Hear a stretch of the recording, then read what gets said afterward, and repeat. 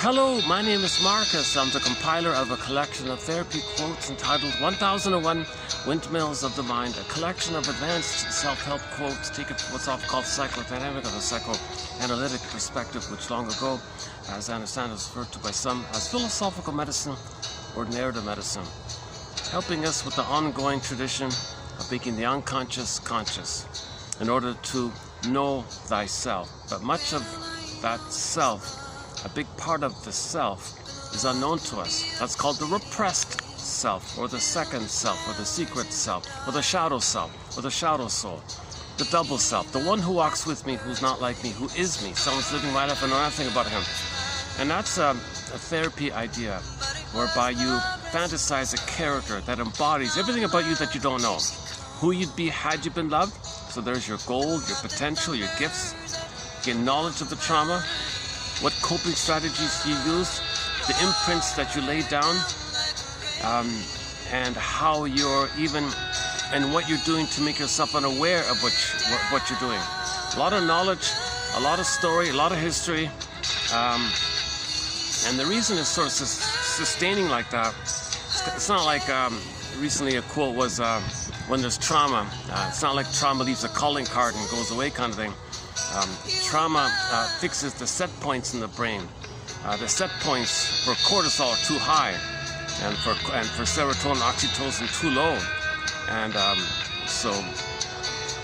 my goodness, we don't want to live in a revved up stress mode all the time. That means you're in survival all the time. That means your memory model is based on a frightening mother, and you transfer that frightening mother onto everybody in the whole world, and you think the whole world is the refusing mother, the perpetuating refusing mother. So the classic example is the haggler, or one example is the haggler.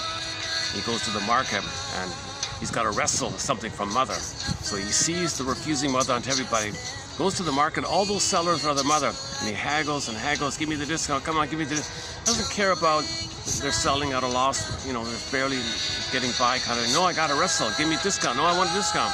He's taking advantage, he wants victory, he wants that kind of battle where he got something from symbolic mother, so the material, the thing he got. Now he doesn't need the thing. His attic is filled with junk, his basement is filled with junk, the spare room is filled with junk. He doesn't need it, but he sees the world, he sees everybody in the world as the refusing mother. So he's always wrestling with people. So he can be greedy and not care about others like that, because he feels entitled to get discount, entitled. Now we're not talking about, reasonable cases if the seller is overselling and you gotta bring it to reality. We're talking about a general pattern like that. Okay, this point was made recently about the bargain hunter when we talked about Edmund Burglar's book called Money and Emotional Conflicts, recently discussed. Excellent book, highly recommended. 1951 classic book called Money and Emotional Conflict by one of our mentors, Edmund Burglar. A huge contributor to psychoanalysis. Edmund Burglar, 24 books, 300 articles. He wrote mainly in the 40s and the 50s.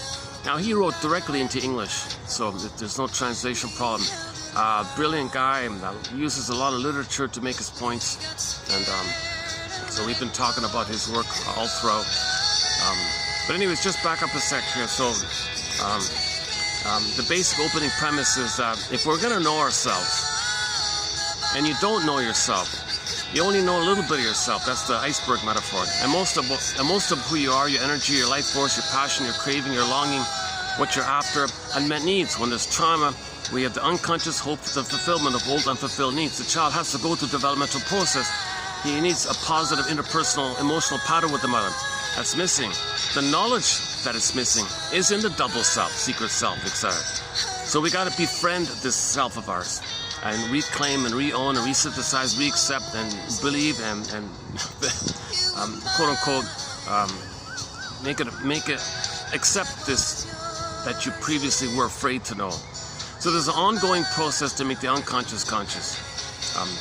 If you go to yesterday's video, I did a little bit about at the opening of yesterday's video about Otto Rank's essay called the double motif. We talked about that a little bit. So just in general terms, we're trying to know ourselves. Now, the theory is that we're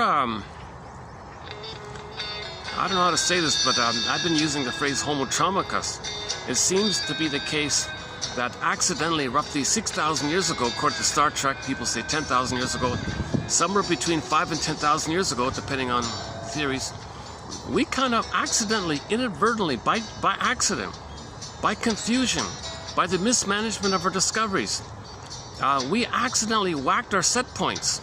We traumatized ourselves due to the mismanagement of discoveries and then our reactivity around them. And we perpetuated a system where from the sociological event of our discoveries and then our chemistry and then our brain chemistry and the inward elements, we created a psychology amongst ourselves to perpetuate the sociological hold on a second.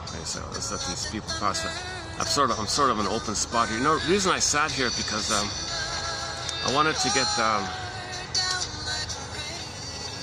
I guess there'll be numerous interruptions here, but the reason I sat here because this is the closest I can get to the.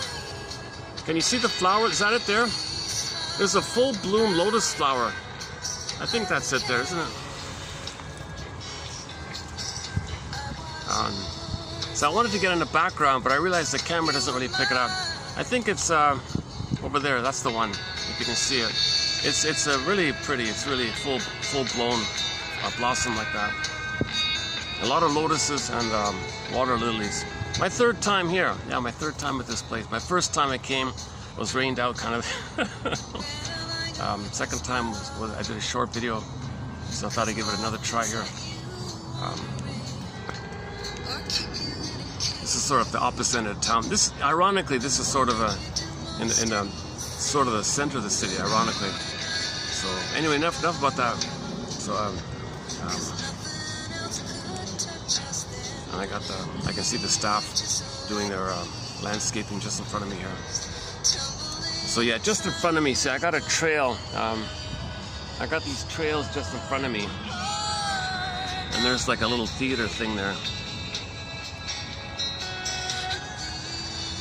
But I thought, you know, I want to get that flower. I got to get that flower. This is the only angle, the only spot where I can get that flower in. It's sort of over there. The mission. Your mission. Get that flower. Get an image of that flower. So later in the video, I'll walk closer to it. See if we can pick up on it. Hold a second. Yeah, our song here is one of the few songs I can play that's not copyrighted.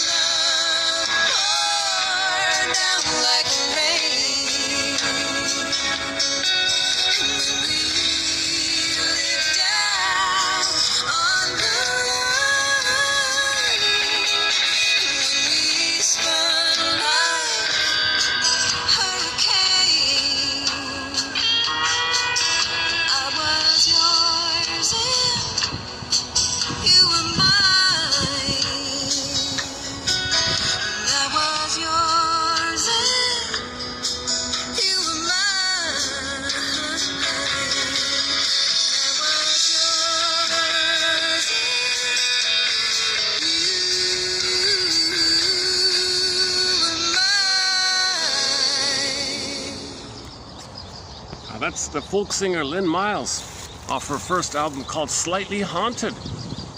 They got 2 songs on our soundtrack here from that album. That one there, I know it was love. Another one called This Heart That Lives in Winter, kind of thing. Okay, 1 second.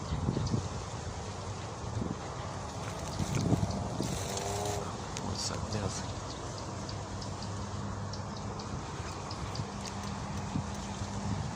So disclaimer times 1,000. I'm not a doctor, I'm not a therapist, I'm not a professor, I'm not a midwife, doula, nutritionist, gynecologist, forensic psychiatrist, obviously.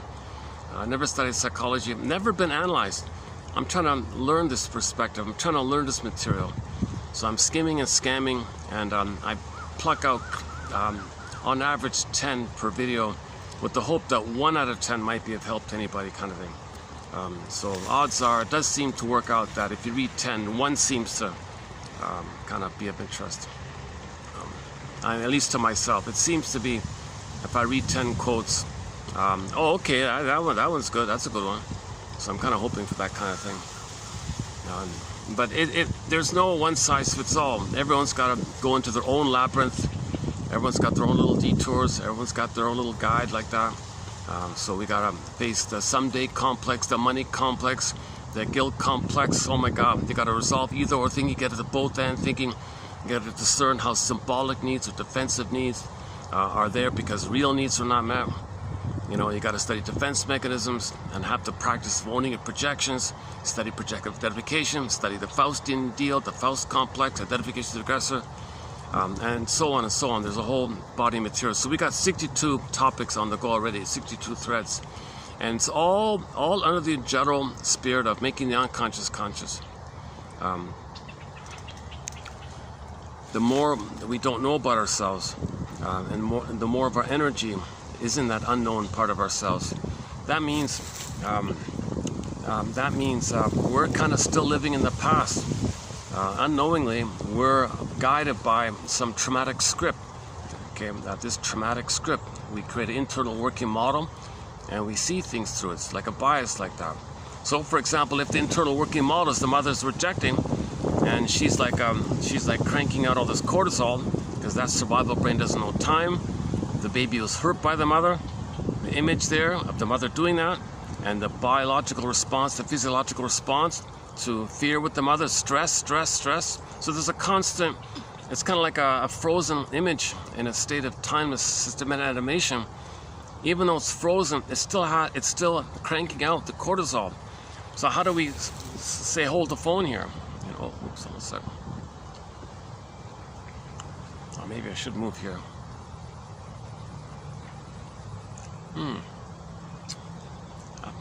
I just settled it, guys. I had to get the shade right.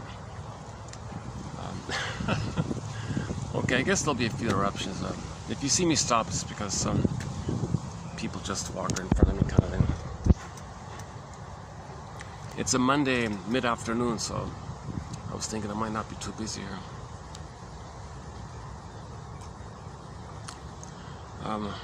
Okay, where were we?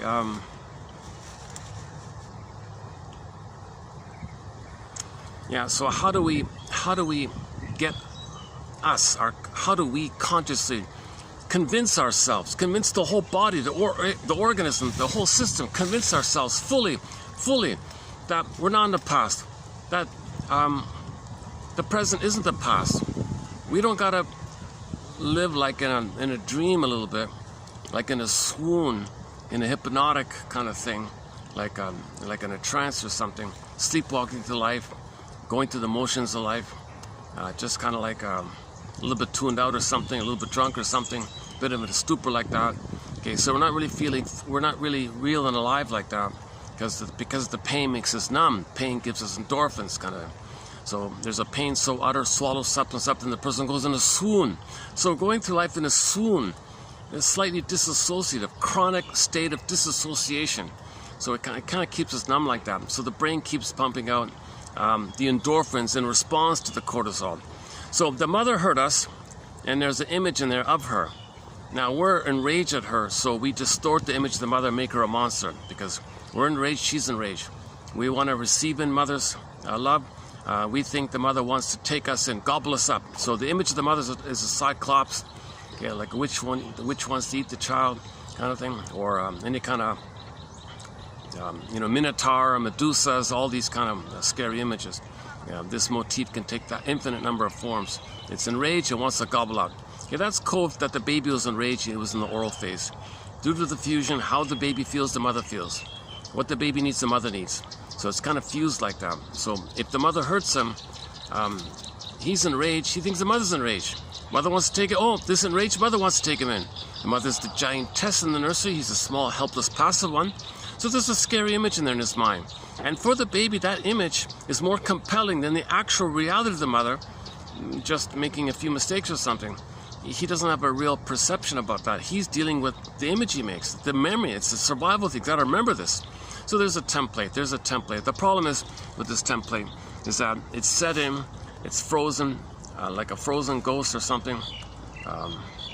There's a band called Frozen Ghost. They've got no pitiful. There's no good songs from them. I looked around once. I couldn't find any decent songs from that band. Short-lived band, but it's too bad because I like the title of that band's name. So there's a frozen ghost in there, or a frozen monster in there, a frozen mother in there. But unfortunately, that image is not the real mother. It's the image of the mother, the memory of the mother, the memory of the mother, the image of the mother is stuck in there, called the imago, or fantasy, spelled with a PH to distinguish it from the actual image of the mother. So you got this fantasy, this dreamy kind of made-up fantasy that the baby makes to survive, because that's his understanding. He was in a world, the mother was the world for the baby. But the world was not friendly, the world was dangerous, the mother was dangerous. So that he has a deep impression, a deep imprint they call it, like an imprint, deep neural imprint. And he's kind of cursed like that. Now he's got to wrestle with this destiny, this fate, this curse. Those are the cards he's kind of dealt with. And the tragic thing here is now we're adding this new point in our collection about this pain pump. Janoff calls it the pain pump. I'm just calling it like a cranking kind of thing. This image is cranking out cortisol. In the book called, in one self-help book, I saw little illustrations where in the mine you had like these workers, like painter kind of workers, and they had buckets of cortisol, and they were dumping the cortisol into the bloodstream, kind of thing. So there's something being released all the time. We're always in stress mode called chronic stress. So our system is in chronic stress. Now, how do we stop this thing? How do we say hold the phone here? How do we convince ourselves consciously, make it strong enough in our consciousness that we can say hold the phone, we're not in the past. But when you're flooded in the survival area, you don't think clearly because you think in survival mode, and you're flooded with stress, and you don't trust and love because you don't have oxytocin and trust and serotonin. So you're not having any kind of new experience of safety, you're just always in stress mode. So it's a kind of a curse like that. So yesterday we posted some quotes. I did some preview quotes kind of in this area, and also some recent quotes by the topic that anger is kind of like an SOS about this. It's not a separate system. Anger is just a cry that this is going on. Baby wants love, it's blocked, stress, tension, fear, and finally, final pathway, final maximal expression of the stress, distress, fear, shame is the anger one. So anger is just like an outgrowth of the cry for love, the desire for love, the yearning for love, the constant craving, constant striving, constant attachment. Baby's yearning, he's got to attach. And if it's blocked, tension, stress, fear, oh my God, shame now, oh my God, shame, fear, stress, final pathway, click, it goes to the anger. So anger is like the last ditch, desperate, communicative thing. It's a communication. It's a communication made by the desire for love being blocked and the tension around it. I've got some more people here.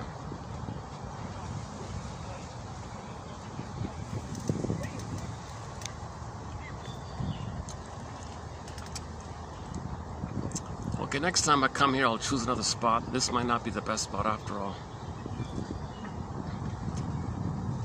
This is like the quietest end of the park because near the highways over there. It's busier that end. It's a busy park. This little corner. This little corner here is the least busiest part. I'll take the highway noise if I have to.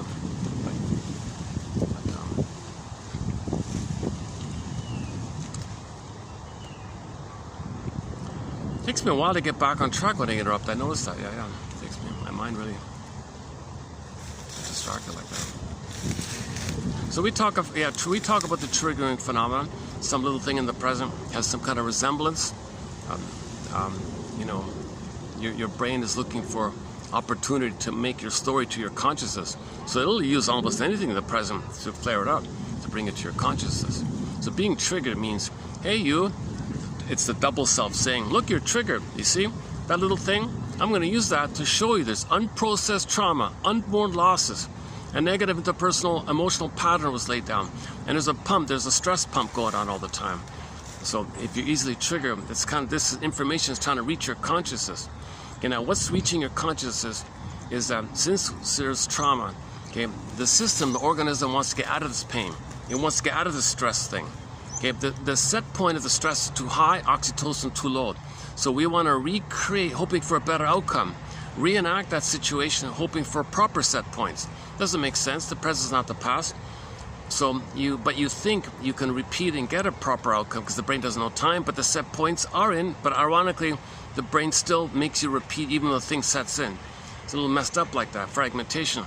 So we repeat the thing, even despite what happened. We have this yearning, got to get a better outcome, got to get mother's love, got to get developed. So how that works is in the present, we use associations. We just use symbols, something to stand in for mother. Reach for that, disappointed again. Reach for that again, disappointed again. So since that doesn't work, the inference here is our system is trying to make us conscious that mother failed us, she betrayed us, she used us, old cunning tale. Okay, yesterday as well, I talked a little bit about that. Some mothers don't remember that they were traumatized, so in their attempt to remember that they were traumatized, they traumatize their babies. In their attempt to remember, because when you don't remember trauma, you repeat it and reenact it in some way or another. So the mother was victimized by her mother, so she grows up, has a baby, identifies as the aggressor, becomes the aggressor, and victimizes her own baby in an attempt to remember that when she was a baby, she was victimized by her mother, and she's become that mother. And she did all this to know what happened to her. Meanwhile, the poor baby is being victimized in the mother's attempt to know that she was victimized. If her mother failed her, she becomes like her, has a baby, and fails the baby. Okay, if the mother's needs weren't met by her mother, okay, identification to aggressor. When later she has a baby, doesn't meet the baby's needs. She's doing to the child what happened to her in her attempt to know, remember, get the story around what had happened to her. So we recreate in an attempt to remember. So ideally, she should remember. A person gets some feeling and memory about this before they hurt their children. If they don't do that, they're just going to automatically hurt their children. It's this compulsion to repeat like that. So that's the perversion of our situation. That's the disturbance of our situation. If there's trauma, we repeat. So ideally, you want to make the inference and get the story, so you don't hurt so mothers don't hurt their children. If they can get some feeling that they were hurt by their mother, they won't hurt their children. If they can get any recognition, any glimpse, any glimmer that they felt pain by their mother, and they gotta do like a reality thing. See, the babies don't want to know that mother hurt them. Babies can't admit mother hurt them. But when you're older, you do like an audit. You do like a life audit, life survey, life examination period, scrutiny period. It's called second journey, hero's journey. You look for the truth. You become seeker of truth, they say in the Twilight Zone. He's a seeker of truth in the Twilight Zone. Season 2, episode 5, The Howling Man, excellent episode. They called him a seeker of truth. And he learned about rebounding aggression. That guy there learned about that when the baby's love tries to reach mother and it's blocked, the connection's not there, the bond is broken, she's not around, she had to go to work, she couldn't keep the connection, baby's enraged. The child's desire and yearning for love, stress plus yearning for love, tension, love, tension. It builds up, then the anger comes from there. So anger's not a separate thing. So be careful with the slogan, battle between love and hate. That implies like two separate things. No, hate is just a continuation of the love line. Like when hate gets under stress, when love goes under, when the need for love is put under stress, okay, it's demonstrated in hate mode. So hate comes from love, kind of thing. So it's kind of like the same line. Yesterday's quotes had that as well.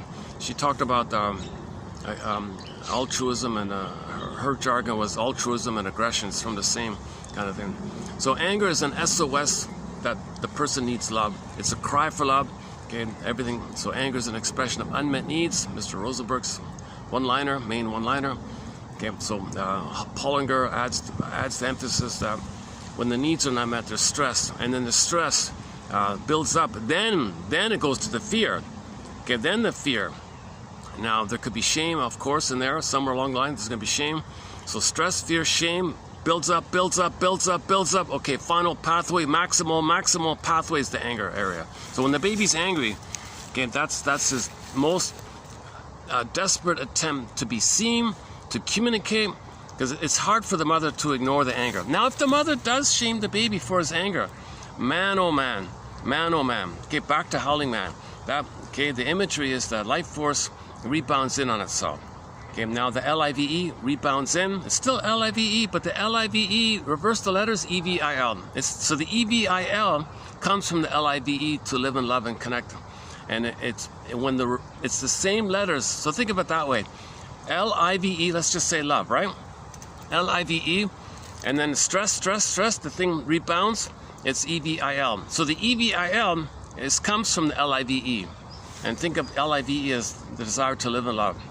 Or maybe we can experiment. Let's say it's love. So what would the L-O-V-E and then E-V-O-L? Evil. So evil, get close enough, right? Evil comes from love. Reverse spell the love, you get evil. Sounds like evil, right? So it's destructive. So the destructiveness, the hate, the hostility, the frustration, the fury, the rage, okay, it comes from the love. But the love got twisted and perverted and turned in. It's the same kind of line. It's the same like flow, like it's the same stream. There's only one stream. There's only one psychology here. There's only one thing going on. So when you say slogans like, it's the battle between love and hate, what's going to win, hate or love? You're confusing things a little bit, because you're not making it, you're missing an important point here. These kind of slogans of love versus hate implies two separate forces, two distinct separate things. No. Hate comes from the love. Okay, as just mentioned, hate is a cry that the love needs are not met. It's the same kind of line like that. So this is a huge point made by Ian Suddy in his book called The Origins of Love and Hate. Okay, now this point was massively presented by Karen Horney and throughout her in her various books. Karen Horney, another one of our mentors, Karen Horney. So Edmund Bergler and Karen Horney are two of our mentors here, along with others. Oops, hold on a second. Uh-oh. Did a mosquito just bite me?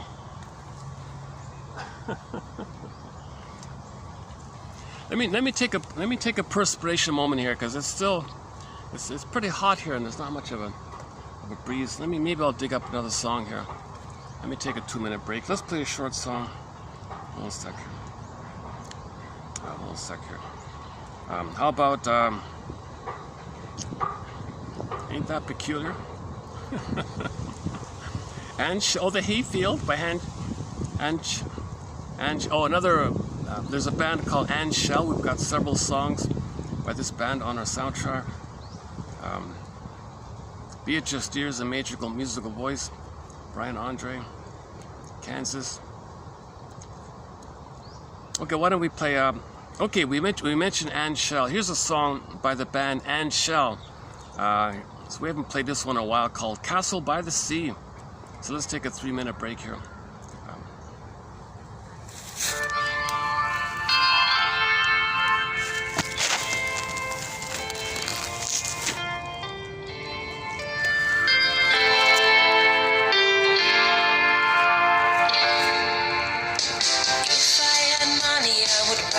Castle by the sea.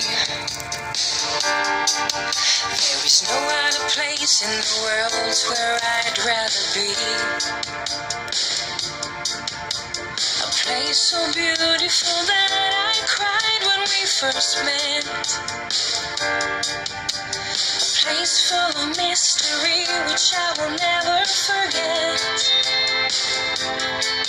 One day you'll be the owner of the castle by the sea. I live there with my friends and my family. And we all be singing and dancing till the sun goes down.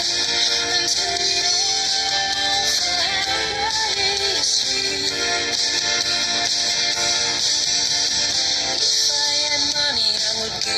homeless go home.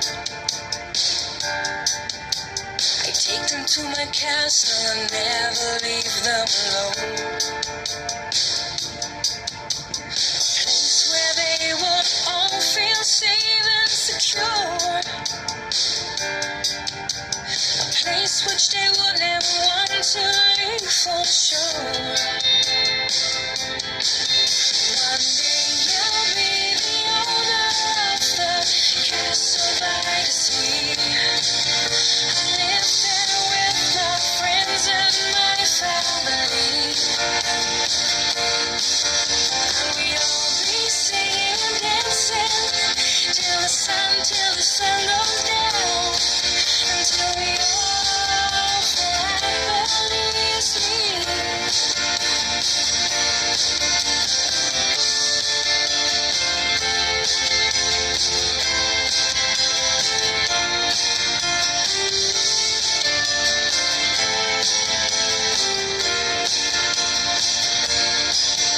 You're high up on the hill, surrounded by the fields. Listen to the sound of the ocean while time stands still. One day you'll be the owner of the castle by the sea. I live there with my friends and my family. And we'll be singing and dancing till the sun goes down. Until we all fall happily asleep.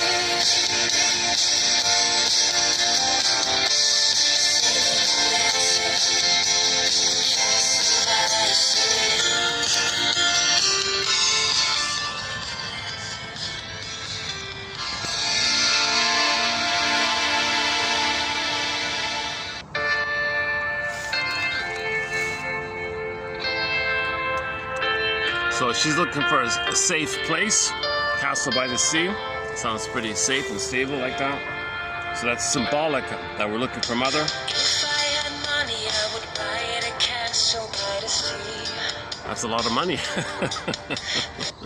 Fantasy.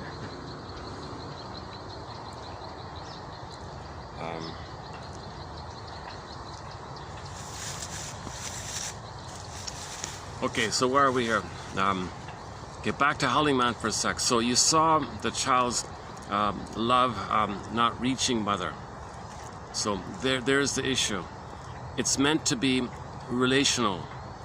Like baby's reaching, mother's there, she responds, baby receives it. And then this goes back like a flow, a rhythm of safety like that.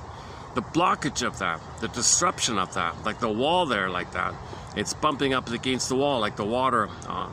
Think about the river rushing against some kind of dam or some kind of blockage or something. And it's pressure's building up and it turns to anger finally. And then the mother doesn't care about the baby's anger. So the anger turns in on himself. Okay. So that's the same life force. His desire to love and live and be happy, that same force, under stress, click, goes to anger. It's not a separate thing.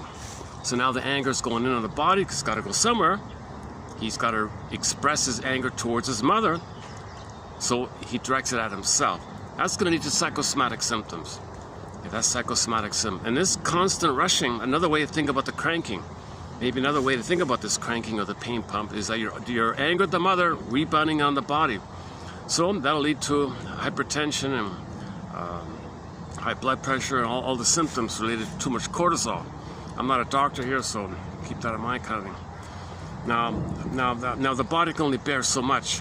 Okay, so so part B is the person is going to look for excuses to divert the anger, okay, onto others to stand in for mother.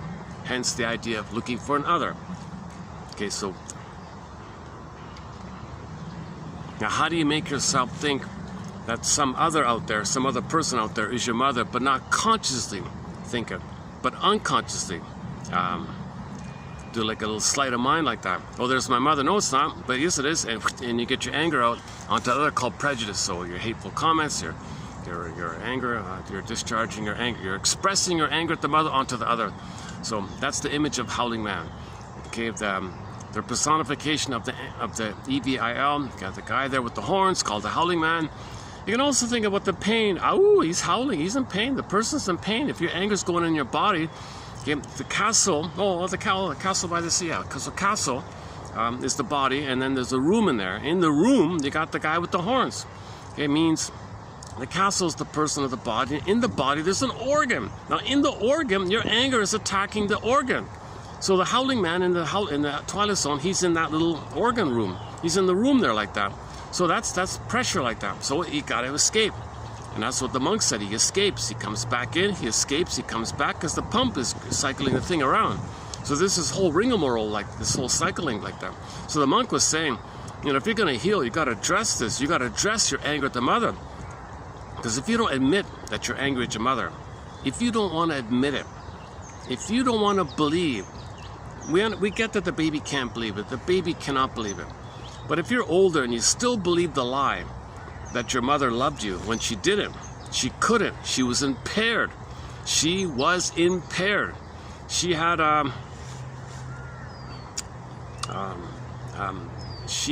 she was dealing with arrested development herself. She didn't reach a place of being able to love because she was never loved herself.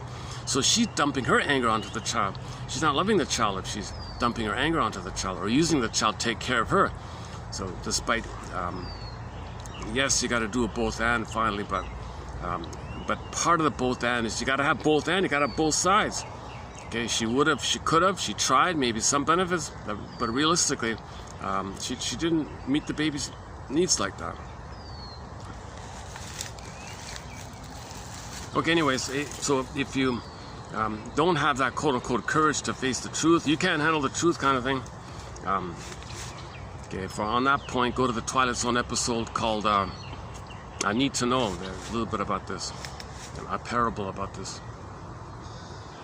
Okay, so then the anger, okay, the guy with the horns, the howling man guy, the guy with the horns, the howling man, it's just a personification, a symbol or a spokesperson for this destructive love that's going in on yourself called hate. Hate becomes destructive because your anger at your body like that. Now, it's not meant to be like that. The baby expects to be loved, but if she's traumatized, does love the baby, then the baby's going to be angry. Now, again, the anger is just a distress call. It's just an SOS. Mother, I'm upset here. I'm scared. I think I'm going to perish. I think I'm a goner. Oh, stop whining, baby. Oh, mother, this is really shaming stuff here. That increases the anger. More shame, more anger. And she humiliates the child. Be quiet. Now there's going to be more anger. Oh, I don't want to hear that. It goes more anger on the inside. Now when it goes on the inside, it's got to go out to the side. The sympathetic system is too revved up. And if the sympathetic is overloaded, it might go to the dorsal. Now the person spaces out a little bit. Sometimes they can take a break called the parasympathetic system. I'm not too clear on this thing about the nerves like that, sympathetic versus parasympathetic, and the dorsal and the ventral is the healthy one, those four nerves like that. It's a little unclear to me, so we'll see if in the future we can get some clarity about that. But the sympathetic nervous system seems to be the stress one. So if there's too much stress in the body, it's called a sympathetic one. And when you take a break from it, you get a bit of a break from it, that's called your resting mode, that's the parasympathetic or something. But if there's a problem in that system somehow, then you do the deer in the headlights one called the dorsal, something like that. And it can be chronic. The dorsal can be chronic. And at the same time, it's not one or the other. We have all three every day. And every day you have like a pie chart. One day, okay, one piece can occupy the pie more than another, even during the day, you know. So if you're feeling a little tuned out or absent-minded, then the pie divided into those three, then the dorsal piece is larger than the other two. If you're revved up, then the sympathetic one is the largest one. Maybe an hour later, you're spaced out. 2 hours later, they're revved up again. Usually it's those two kind of alternating like that. So the parasympathetic one is just a kind of seems to be like a simultaneous thing. Sometimes you're resting and you're in rest mode.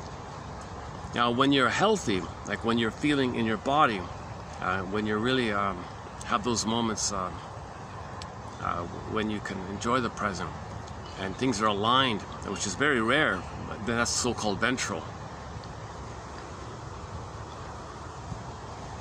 So Janov says when people do some kind of therapy process and they get the ventral, he says, well, the body temperature cools a bit. Because when you're too revved up, the sympathetic one, your body temperature is a little too hot, they said. So then after the therapy process, he measures people's temperature. The cortisol went down, adrenaline went down, and the temperature went down, he said. So that's disgusting, Janov's material. Okay, let's wait for the breeze to reach me. I'm still there.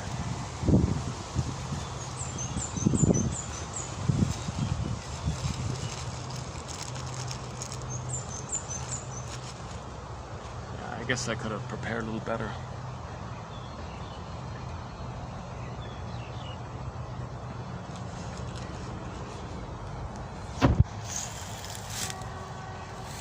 I gotta figure out a new routine if I'm gonna do videos here sometimes.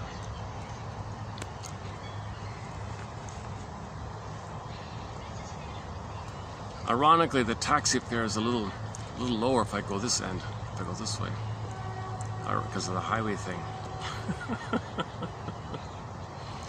Oh man, I had an unusual driver this time around. Never mind now. Oops.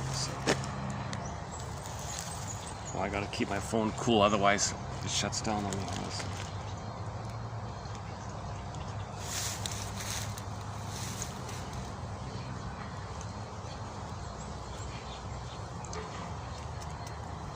So yesterday's quote was about this model that we have. We see things through this model, and if there's a mapping in the model, the prototype is all there. And the main one is mother rejected you.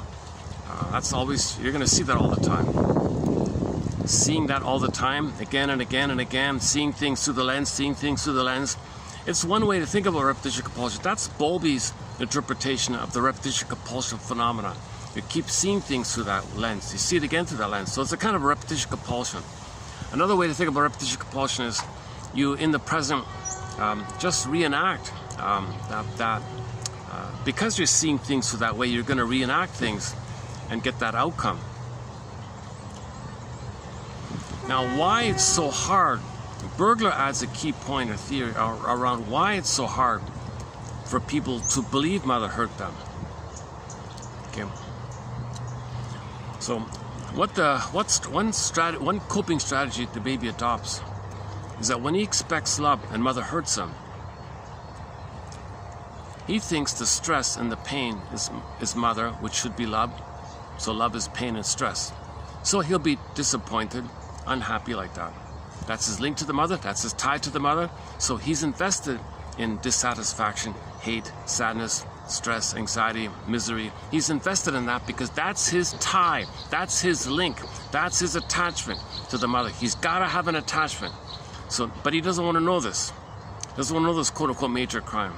So to cover this up, okay, that's defense. That's called the defense called psychic masochism, the libidinalization of psychic pain, the libidinalization of mother hurting the baby. Okay, play Pat Benatar's song "When Love and Pain Are the Same," in a song called "Hell Is for Children." So no child can know that he believes that mother's hurting him, and the pain he's receiving is supposed to be love. That's love. This pain. Oh, pain is love.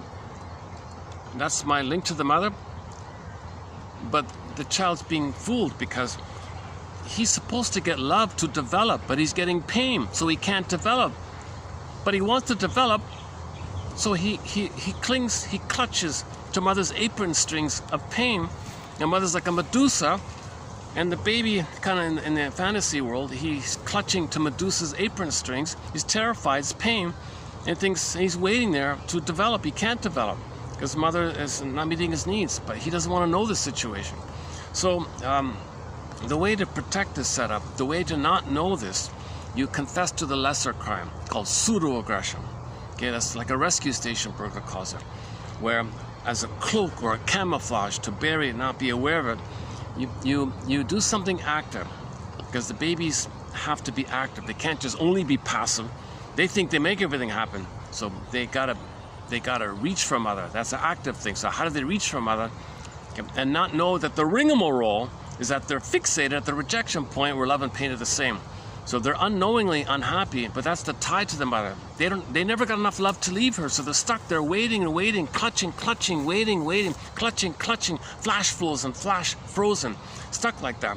So to not be aware of this pain, of this frozen pain, frozen with the frozen ghost and the frozen pain, it's too much, right?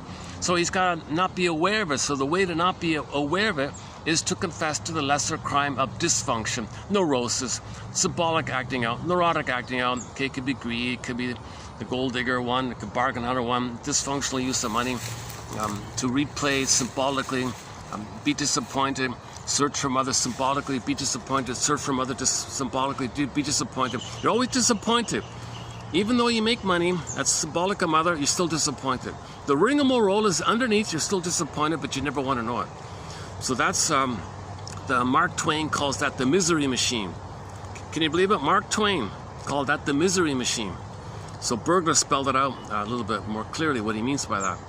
So the machine is, okay, you're aware that you're dysfunctional, choosing the wrong partners.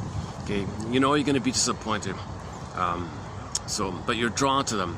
It's magnetic, a moth to the flame, because the baby's life force is magnetically drawn to the mother. All the baby's craving and striving and longing and attachment craving is for the mother. The moth to the flame, you can think of it like that. So the baby's reaching earnestly for mother. Again, moth to the flame, you can think a bit in that kind of energetic way. And as things are frozen there, but pain there. And the repetition compulsion, you find somebody like the mother, and you're going to be drawn to that negativity. A person being negative like the mother, you're going to be drawn to it because that's the rigmarole, the misery machine, to get fixated there. So now you don't want to know this, but you do it anyways. You do it and don't know. You do it and don't know. Repetition compulsion. You're stuck in this kind of negative loop until you shine a light. Until you shine a light. Emily Dickinson. I have lanterns. I have my lanterns. And you see the picture. She's got the lanterns. I have my lanterns looking for myself. I have my lanterns looking for myself. Is that the exact... I'm not sure if that's the exact wording of it. I have lanterns in search of myself. Oh, that's it. I have lanterns in search of myself. It's just a short little poetic one-liner. That's why she's such a popular poet, right? We've got several of her poems in our collection. That's the most recent one. I've got lanterns in search of myself. So we need that lantern. That's what these quotes are for. A bit of a lantern. Jeanette Paris calls it night vision, because dark, you don't see it. You need night vision. Got night goggles like that. Night vision. Some people regard this analytic theories a little bit like a guide, like a little thread a little bit. It's because it's training you to be a detective. It's helping you to guess around a bit and free associate, look for patterns symbolic of the past, identify that transference means you're applying something in the past to the present, treating people in the present as if you're treating the way you were treated and the way you were treated and felt with your mother and father and siblings. You transfer that to people in the present, so you're a little observant like that. It's giving a bit of a guide in that area. Oh, we got some people coming through here. What's that? I guess as the afternoon gets on here, more and more people are going to pass by here. To tell you the truth, I'm a little hesitant to move here because, well, maybe I can make a slight adjustment. Yeah, hold on. Let's try this one.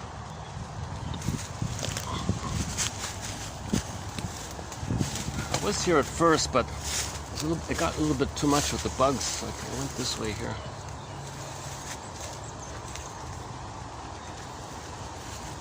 How to get the chair to stay put.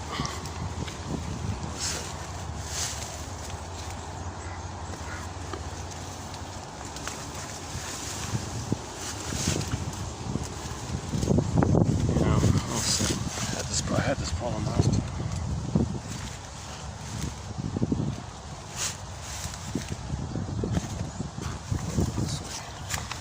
What about this way?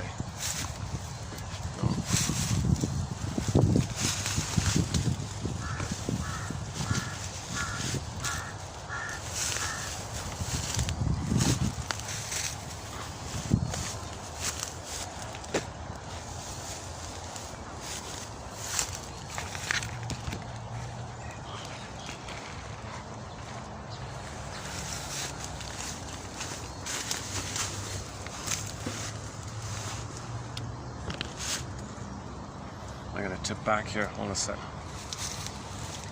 At least this way, there won't be the. Can we still get the flour in there? Where's our flour? Huh? Uh-oh. Where is it? Oh, it's right behind me. Hey, there it is. Is that it? Can you see the flour? Oh, there it is. Right there, right? Right there.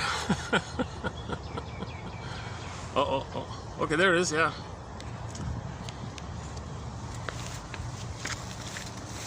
Oh, my chair's gonna fall over here. Ooh, Jesus.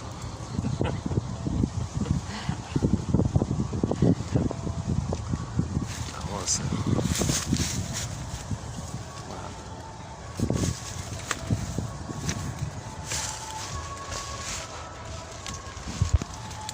These chairs don't do too well on dirt ground. They're good for solid, you know. These chairs are excellent if the floor is level. If it's not level, forget it.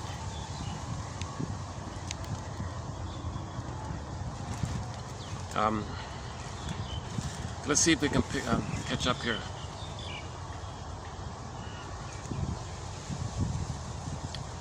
So we were talking about Edmund Berger's theory called pseudo-aggression, being how that's a defense against psychomasochism, and the rigmarole or the repetition compulsion of it all is called the misery machine. See, you never realize why a person is successful materially, but they're still unhappy within. Because that's the tie to the mother, and you want to protect her. You want to protect your mother and your tie. You don't want to know of this because pain is love, pain is attachment, pain is mother, and you can't leave mother. So to not be aware of this, because you're still, you didn't reach a place where you realize this. If you do and shine a lantern, then you see the script. Oh my God, now you're getting some kind of now you got to talk about for you associate to the place where you can admit the painful truth called reality. It's this verdict of reality that makes the work of mourning so difficult. The reality was the greatest hurt of all. Mother failed me. She betrayed me and failed me. Okay, and we have like a whole long list of theories in this kind of area. Takes several hours to run through that. So now then part B is get her story so you can have understanding around why she failed, and that builds some kind of confidence in yourself that you don't need this anymore. You can let go, you can emancipate yourself from mental slavery, you can emancipate yourself from this Medusa in the mind, you can let go of the apron strings, and then and allow your life force to be for your self-activation, real self-activation, okay, true self, beingness, embodiment, sense of self, where the gifts and the treasure are, where meaning and pleasure comes from when you express what's unique about you, kind of. And now you have empathy and ethics and morality and virtue, and now you have affection. Whereas before there was a taboo of affection, now you welcome affection, meaning your soul, your beingness, and your embodiment, the golden ball, the blue jay. There's a taboo on the blue jay and the golden ball. You know, there's that called taboo of tenderness by Ian Sutty's phrase, discussed recently. It's too dark. Yeah, it's too dark here. I'm not getting much light here. How about like this?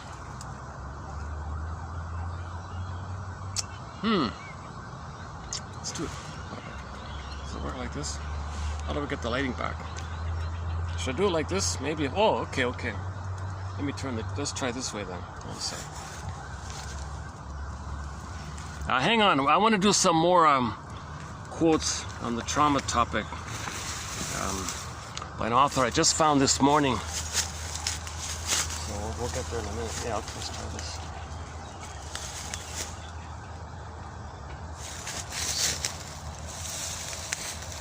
Let me just take a short break here. Let me take another short break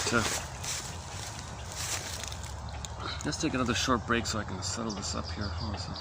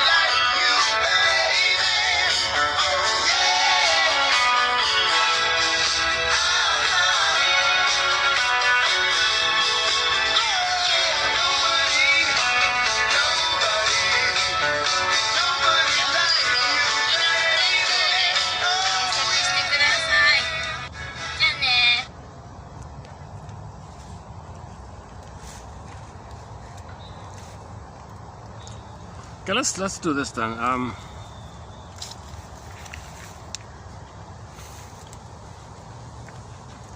Let me read today's batch first, and then I want to do a preview of some more trauma quotes. Let's quickly do these ones here. Emotional warping. One self-help author calls it emotional dyslexia. emotional warping, emotional dyslexia, we now know is chiefly the result of faulty child rearing. That's the core issue, faulty child rearing. Being improperly loved, called an insecure attachment style, reactive, disorganized, disassociative, unformative, anxious, preoccupied, avoidant. Okay, the attachment is traumatic. It's not secure. That's the faulty child rearing. Right from the beginning. Causing the child's reaction, so then he'll be hostile. Okay? It's going to lead to the hate. And this hate, okay, this reactivity, this reaction, this event, is going to be transferred or displaced to other human beings as a permanent pattern of irrational, pathological, hostile acting out. Because you have a battle with the mother, okay, you see everybody like your mother and you're battling with everybody.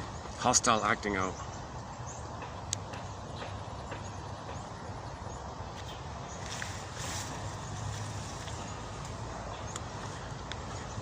For each individual is motivated by a mostly unconscious childhood emotional pattern that was formed basically from conception to the age of about 6 by the interactions of him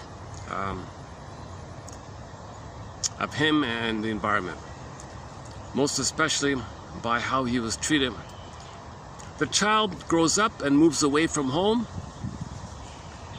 okay, so he can go away. The parents pass away, or he moves to another continent, but the pattern is inside. His inner conflicts, his template, his schema, his working model, okay, that internal working model will faithfully follow him wherever he goes, with every people. Okay, enter Emma Burglar's metaphor, the wrecker. Every neurotic is a music enthusiast, but he only has 145. He carries it with him everywhere he goes. Every new situation, he plays his only one tune. It's going to follow him wherever he goes. This pattern is the key to the personality. The dynamic pattern of our Otis 6 is our destiny. Yeah, this pattern he calls destiny. Lucy Holmes says, now you got to wrestle with destiny. Okay, so this pattern we create, this negative emotional pattern, it's like a set thing, repeating. That's what they mean by destiny. Wrestling with destiny, meaning wrestling with repetition compulsion, wrestling with this imprint. You want to update it, you want to change it, you want to soothe it, you want to break free from it. You're wrestling with this script, fate. Long ago, it's called being possessed, like that. So you want to wrestle with this being possessed, neural imprint. The adult tends to repeat in his marital home with faithful precision. Yeah, with faithful precision. The emotional patterns he developed in his parental home. This is the interpersonal pattern of childhood, revivified in an adult edition. So you carry that 45. New situation, like a turntable, you play it again. Okay, every new situation, you play that 45. The 45 is the pressed in pattern, the pressed in groove. It's the only tune you know. It's a disturbed song. New situation, you play that disturbed song again. So you see things through that lens, you interact, expect, coax, prod, expect, demand, whatever, to be disappointed again. You're disappointed again because you're fixated at the rejection point of thinking love and pain is the same, and your activity makes you unaware of it. That's the rigmarole of the misery machine, called repetition compulsion, emotional warping, or emotional dyslexia.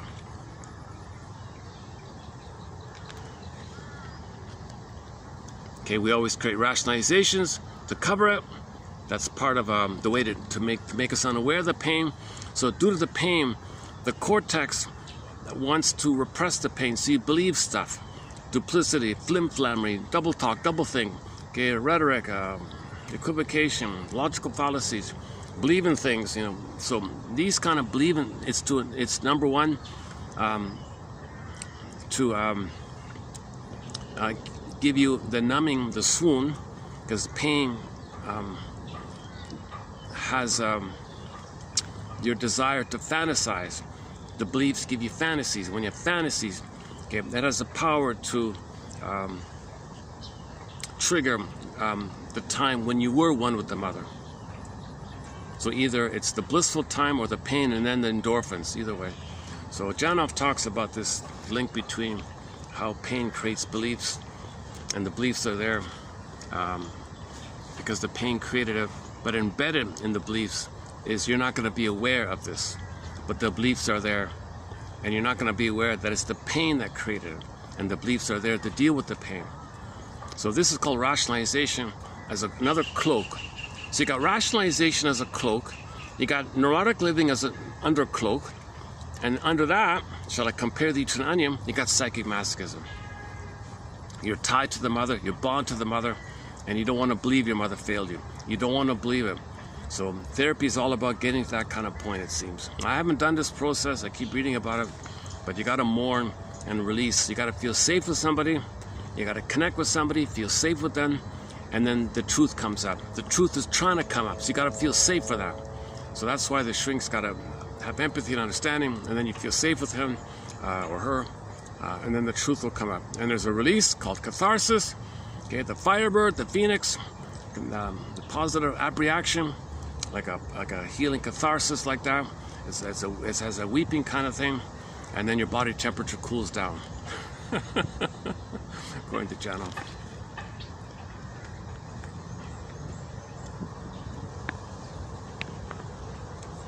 Okay, Mr. Saul said to somebody, said to one of his clients, quote, "The main pattern of early childhood seems to be toward your mother and to consist of spoiling, overprotection, and especially domination by her. The brothers reinforced the domination, and your father gave no model for standing up to it." Yeah, see, fathers are not around to protect the child from the abusive mother. That's the key problem there. That's called the Oedipus complex, right? There's too much mother and no father. That's all it means. Simple as that. This involvement with your mother, rather, cut you off from your childhood. This involvement with your mother, rather, cut you off in your childhood from friendships with other kids. So you don't know, your mother didn't allow you to play with others because she was clutching to you. She was using you. I guess that's the case here. Your choice of attitudes to people is limited pretty much by the ones you had toward your mother. Okay, so you're transferring this thing with the mother to everybody, basically. If others are going to be quote-unquote strong, you are threatened by being subservient as you were with your mother. The escape, oops, one sec.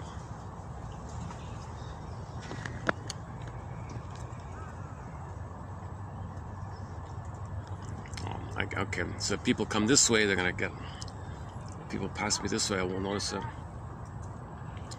I'm still better off with this angle. The lighting's doable. Okay, this is working out here. How are we getting the flower in? Let's see.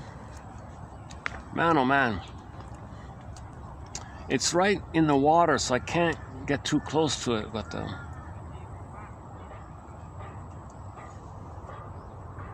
and there's another smaller one. There's two in bloom actually. One half bloom and one full bloom.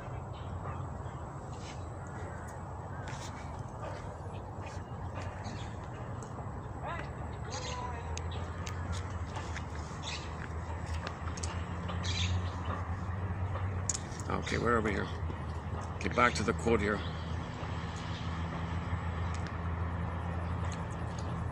Okay, so if his imprint is he's being subservient and in pain with the dominating mother, so he either plays that with others or he flips it and finds others to play the subservient one and he becomes the bossy mother. So he's just limited like that, right? The escape from that is to be the dominating one yourself. So you dominate others. You bark at everyone the way your mother barked at you. It is as though in order not to be the submissive one, you must become the directing mother with everyone. This is called identification with the aggressor. At the same time, you don't have mutuality, so you don't have equal friends.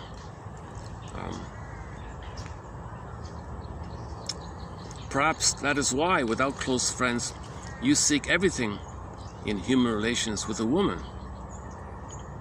With a woman, you look for all the love, but also you feel all the resentment, the rebellion, and the need to dominate. Look at that, eh? Jesus Christ. That's a huge mother complex. This quote here refers to a huge mother complex, because he's transferring this cluster and condensation and bundle of an immense amount of painful compilation of memories of the mother, all bundled up together. It has a force like that, and he's seeing everything. Everything, his dealings with everybody is dominated by this complex. So he identified with her. He's rebelling with her. He wants love from her. He hates her. Man, oh man. So he can be the Don Juan, the Don Quixote, the playboy, the womanizer, like that.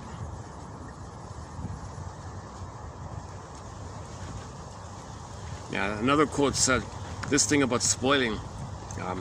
She spoiled you, like she wrecked you, like she spoiled you, like spoiled food, you know. She didn't spoil you, like gave you to me. People are not using that word properly. Oh, she spoiled you. Literally, she wrecked you, you know, when the mother dominates and clings and possesses and dominates and micromanages, OCD control freak, because she's got a pain pump and she's scapegoating the kid, dumping on the kid, discharging her anger onto the kid, using the kid as a stand-in for the mother. And then she creates cloaks. Mother's rights, rationalization, mother knows best, excuse after excuse. There's a whole long list of handy, ready-made, available, easy, pluckable excuses for people. Misery seeks not man, but man misery. See, we're not meant to be unhappy. Misery is not looking for us. We create it. Mothers give it to the children. He repeats it, and he creates misery, because that's the tie to the mother. Misery is the tie to the mother. Doesn't want to know it. He becomes machismo, let's say. He becomes a macho man, as a cloak, as a camouflage, and says weakness is no good. Taboo on tenderness. Okay, I don't like weakness and vulnerability. No. So that's because he was passive. So if he sees it outwardly, that's a mirror of his inner soul being wounded. So he's got to reject it to prove that he's not passive with them. He rejects it. He's the he-man. He's the macho man. Okay, so this is misery. When you do that, okay, you're denying that you are wounded with them. No, taboo. I don't want to know that. I don't want to know that. It's called taboo of tenderness. Not a perfect phrase. It just means fear of admitting the wound of your own inner child. You don't want to admit your inner child of the past is in pain. I don't want to admit, no, forget it. That's called taboo and tenderness. So anything related to the quote-unquote more human side of being human, empathy, feelings, what you might like, and something natural, like those kind of areas, receptivity, beingness, those kind of like being in the present, something in the more normal place, where your breath is 5.5 seconds on the exhale and 5.5 seconds on the inhale, says Miss, what's her name? I'll get to it in a minute. I just read a quote this morning about the breathing. It's supposed to be 5.5 out, 5.5 in, according to one theory. I don't know. I've seen other theories where it's supposed to be 4 on the inhale and 6 on the exhale. So that's a sign of health.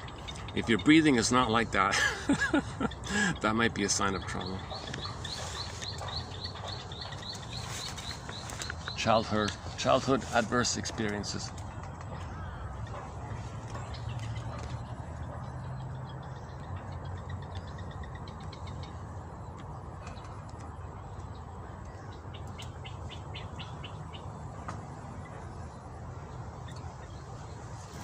Okay, where are we here?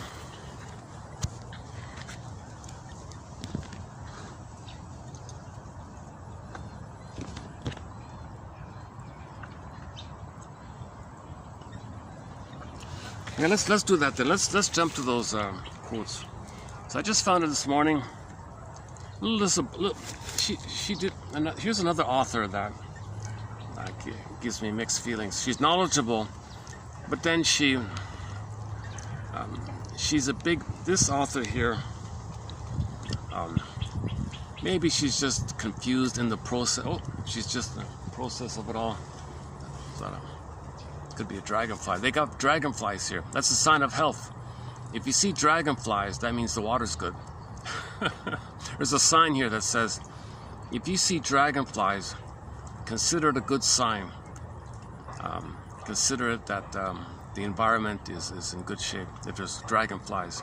If you don't see dragonflies, that's the water's polluted, he said. But there are dragonflies here. Get up about the dragonflies. So this morning I started reading this lady's book. I didn't know she's such a bit of a rock star. She's Harvard, professor and all this stuff, and a bit of a celebrity. She got a huge following. Never heard of her before, just by chance came across it. And then I started skimming her book a little bit. Okay. She's relaying she's like John off, relaying information from her studies like that. And then I gave up. Oh, seriously? Oh my God. So I only know part of her story was, she was a doctor, right? So she would give prescriptions heavily. So she gave a lot of prescriptions and all that. And then she said, something's wrong here. So she eased up on it. Okay, so she learned. So okay, she corrected herself. Okay. And then later in the book, she says, the answer is we gotta introduce the mushroom thing, the LSD mushroom, all that stuff. We gotta incorporate into the hospitals. We gotta get the whole healthcare system to be infused with this psychedelic stuff.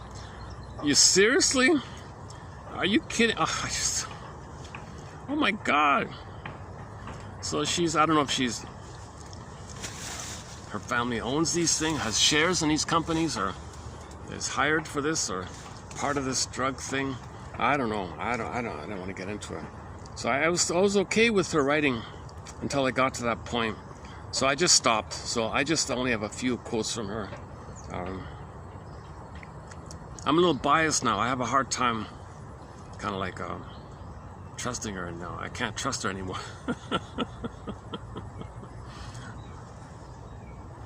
And the second one was, she also, like the other author, throws in the usual propaganda about the outer environment.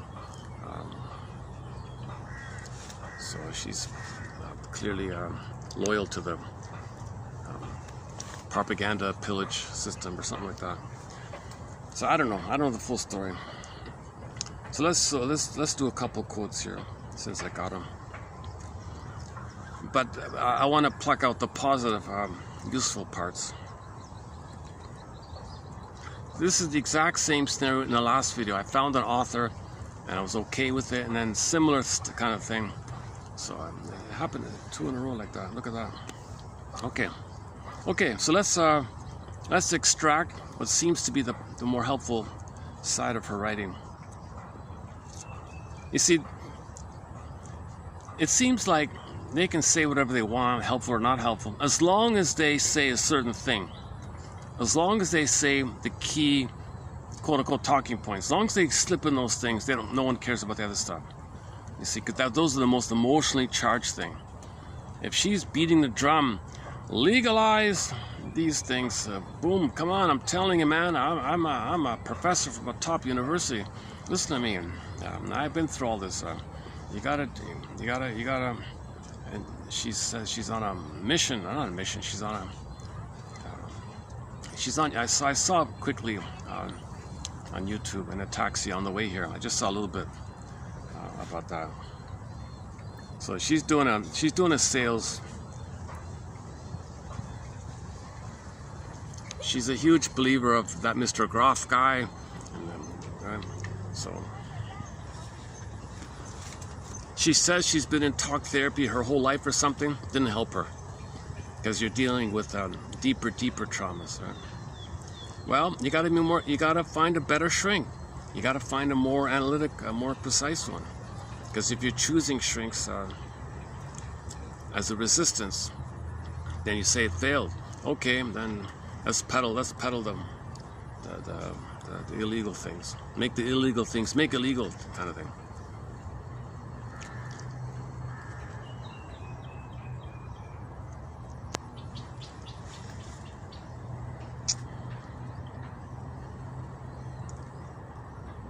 So before I discovered that about her, I did so we got 1, 2, 3, what do we got here? 4, 5 quotes. So I got 5 quotes before I gave up. The last one was the breathing one. The optimal breathing rate, as Nestor defines, is about 5.5 breaths per minute. Aiming for a 5.5 second inhale and a 5.5 second exhale. Now we got to do the math here. Does that work out? If you do it like that, is that between 5 and 6 breaths a minute?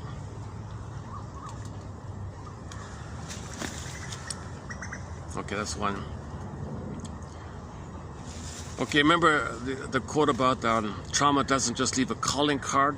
Trauma changes things and sets up things and establishes things, and like construction workers, and kind of sets up shop in there, so to speak. So she said the same kind of thing here. Inside the body, trauma can behave.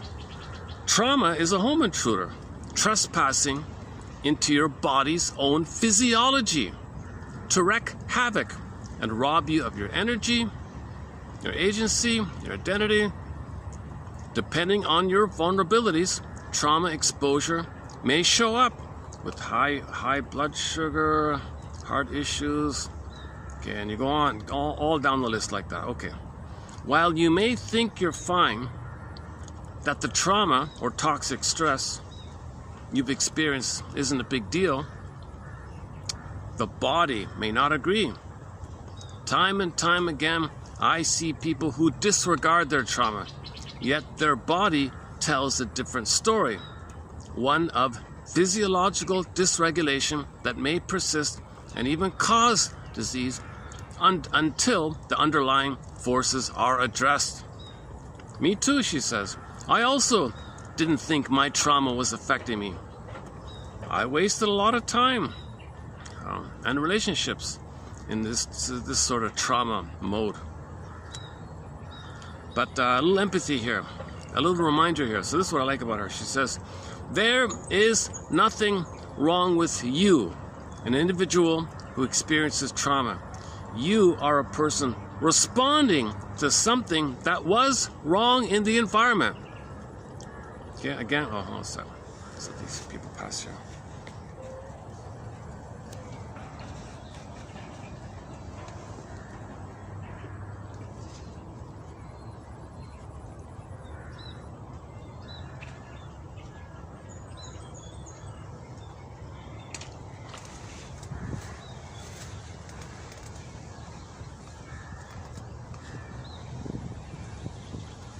Yeah, it would be nice to live in this area. Actually, this is a very good area.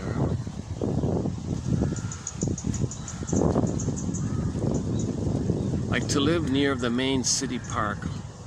Alright.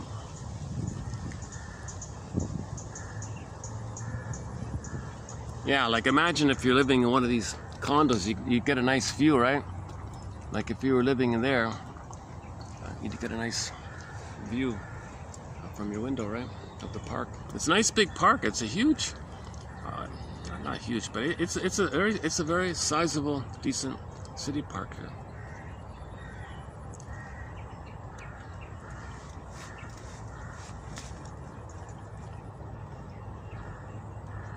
Maybe comparable to High Park in Toronto. No, this would be bigger than High Park. No, this is bigger than High Park. I'm not a huge fan of High Park, to tell you the truth. For some reason, I could never relax there. Yes, they have the cherry blossoms a little bit. Except for that, for some reason, I much prefer Central Island. Toronto has a massive park. It's a whole island. Actually, it's 3 islands, bridge linked together, little bridges. The Wards, Center, and Hanlon's Point. Those 3 together. You could spend the whole day going end to end, maybe 2 days. It's a massive system called Central Island. It's about 20 minutes from the downtown by ferry. You got to take a ferry boat from the downtown, like in Lake Ontario, kind of thing. That's a nice place called Center Island in Toronto. Another nice park in Toronto is Edwards Gardens. That's a nice little place. It's sort of like a wedding kind of place. And Toronto has a lot of like a little residential parks, a lot of green space. Toronto's a residential kind of place. It's not really like a touristy place, or it's not really like it's not set up really for. Everyone is bored when they visit Toronto. Nothing to do here, man. Something doesn't fit here. There's no real kind of fun vibe or anything. It's kind of a slightly stiff residential, but it's a nice residential. So if you live there residential-wise, it's like living in a park almost. It's a lot of greenery. It's nice like that.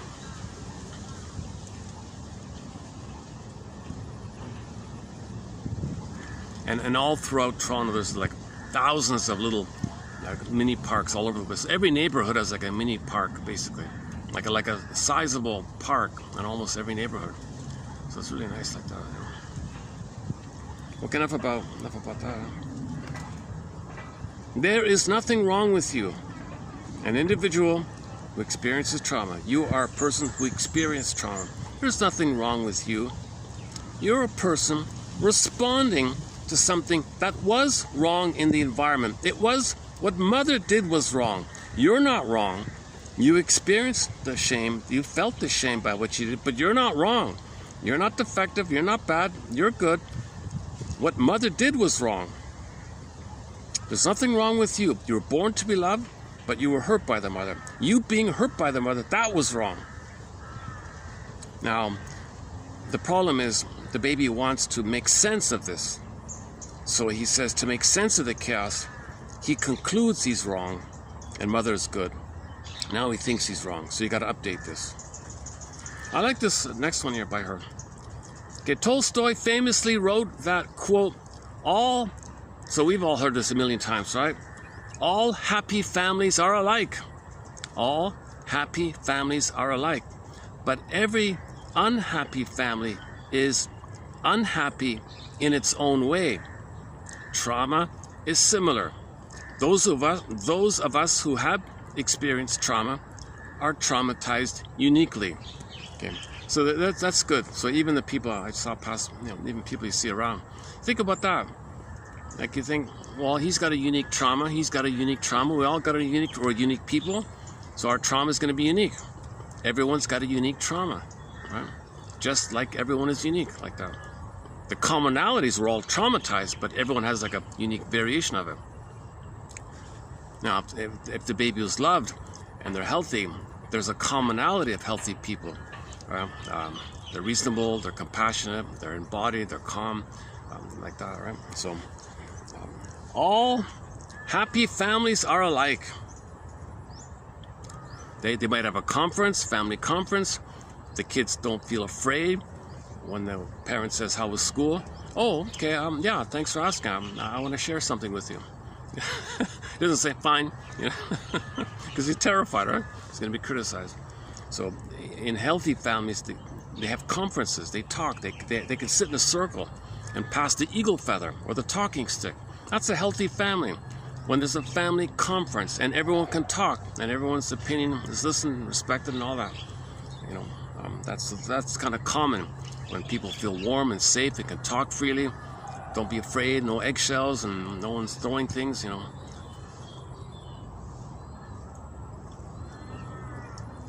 Tolstoy famously wrote that all happy families are alike, but every unhappy family is unhappy in its own way.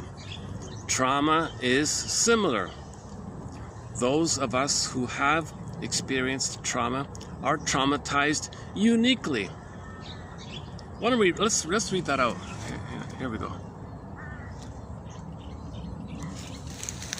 Inside the body, trauma can behave like a home intruder, trespassing into your body's own physiology to wreak havoc and rob you of energy, protection, and agency. Depending on your vulnerabilities, trauma exposure may show up as heart disease, high blood sugar, depression, or another condition like autoimmunity. While you may think you're fine, that the trauma or toxic stress you've experienced isn't a big deal, the body may not agree. Time and again, I see people who disregard their trauma, yet their body tells a different story, one of physiological dysregulation that may persist and even cause disease until the underlying forces are addressed. I also didn't think my trauma was affecting me.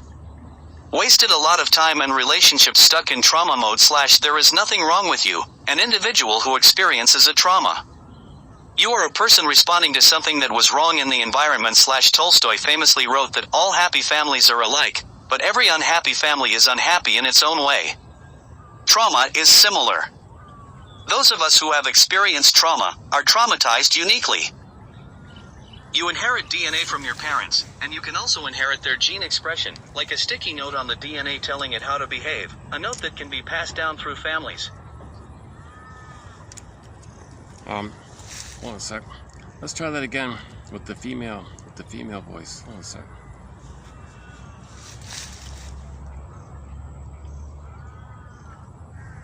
Inside the body, trauma can behave like a home intruder, trespassing into your body's own physiology to wreak havoc and rob you. Hold on. I'm still trying to figure out this phone here. Okay, again. Inside the body, trauma can behave like a home intruder, trespassing into your body's own physiology to wreak havoc and rob you of energy, protection, and agency. Depending on your vulnerabilities, trauma exposure may show up as heart disease, high blood sugar, depression, or another condition, like autoimmunity. While you may think you're fine, that the trauma or toxic stress you've experienced isn't a big deal, the body may not agree. Time and again, I see people who disregard their trauma, yet their body tells a different story, one of physiological dysregulation that may persist and even cause disease until the underlying forces are addressed. I also didn't think my trauma was affecting me. Wasted a lot of time and relationships stuck in trauma mode / there is nothing wrong with you, an individual who experiences a trauma. You are a person responding to something that was wrong in the environment / Tolstoy famously wrote that all happy families are alike, but every unhappy family is unhappy in its own way. Trauma is similar. Those of us who have experienced trauma are traumatized uniquely. Inside the body, trauma can behave like a home intruder, messing things up inside. Trespassing your physiology, wreaking havoc here and there, whacking your brain, the set points are whacked. Now you're gonna have symptoms. Now you may think, well, what can I do about it? So what? No big deal, just go on with it. Leave it alone. Leave sleeping dogs alone. Well, your body doesn't agree. Your body says, "Ow, you're howling, man. You're in pain underneath." You don't want to know it. Don't listen to that. Just ignore it.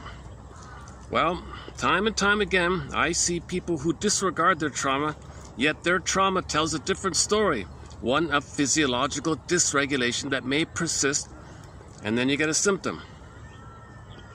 She said, yeah, I did the same thing.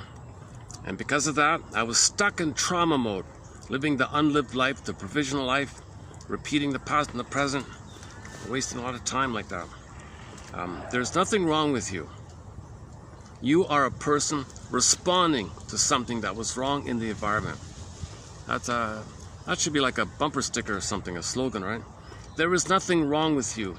You are a person responding to something that was wrong in the environment. Tolstoy famously wrote that all happy families are alike, but every unhappy family is unhappy in its own way. Same with trauma. Okay, those who have experienced trauma are traumatized uniquely. Okay, next one here, third one here. This one about the sticky note. It's the first time I've seen it. So I haven't really looked too deeply into trauma studies. So I'm way behind playing catch up here on the topic of trauma studies.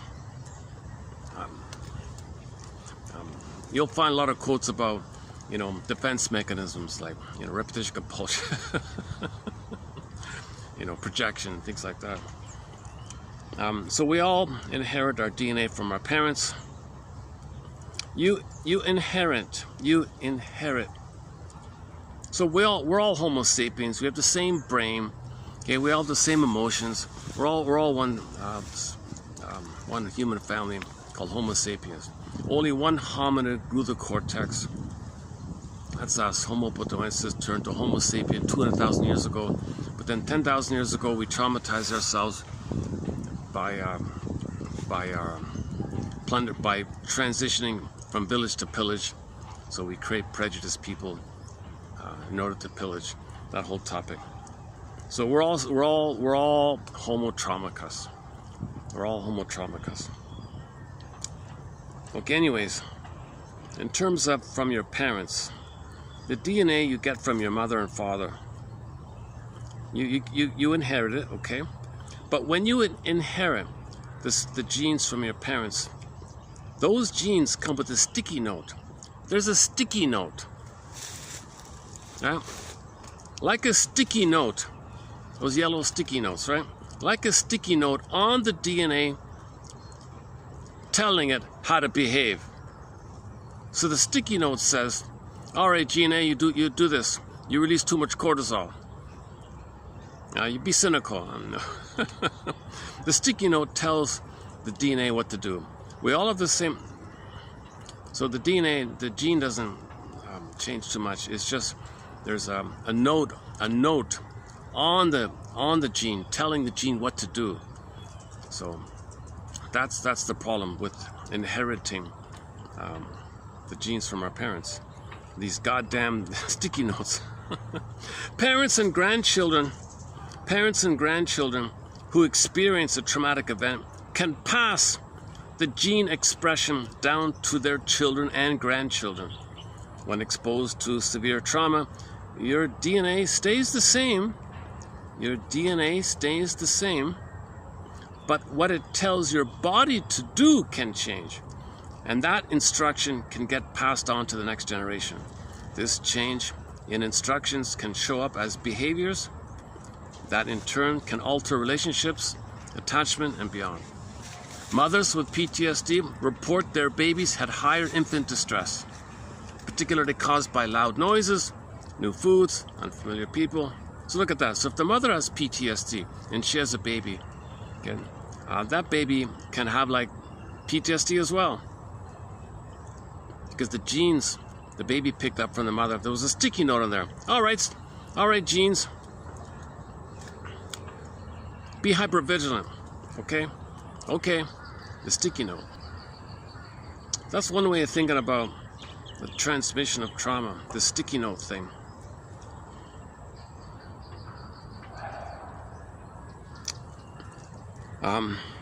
When you are exposed to trauma and are not able to resolve it, you can lose coherence between body and mind, break down a fundamental coherence, a basic part of who you are and how you perceive the world, can lead to a chronic freeze state of disassociation.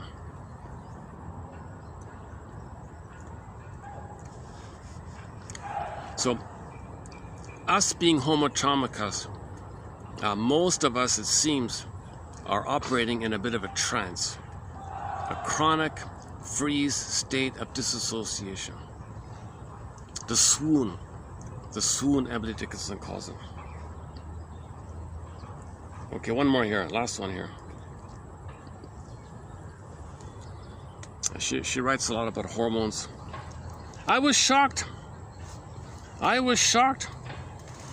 to learn how many hormonal problems are being treated with a completely wrong approach. Pharmaceuticals for mental health.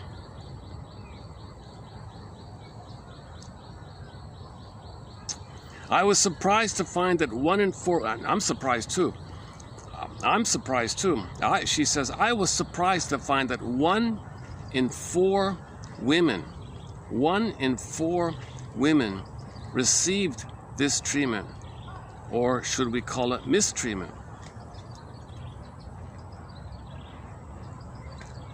So if a woman goes to the doctor complaining about whatever, 1 in 4 of them is going to walk out with pills, it says here. It's not normal to have a population. Now, does she mean 25% of all women, or does she mean 25% of women who see the doctor? I'm not clear here. I was shocked to learn how many hormonal problems were being treated with drugs, with pills. I was surprised to find that 1 in 4 women received this treatment. It's not normal to have a population in which 1 in 4 women are taking pills for their mental health. Okay, so if any woman goes in, says they're anxious or depressed, 1 in 4 of them is going to walk out with a prescription. And more importantly, it's not helping. It's not just our mental health that suffers because of this excess pills. So do the autoimmunity and unresolved trauma, the root cause of the issues, which are never addressed, because it's easier for a clinician to write a prescription than to roll up the sleeves and get to the hard work of plumbing the depths of the psyche and the individual.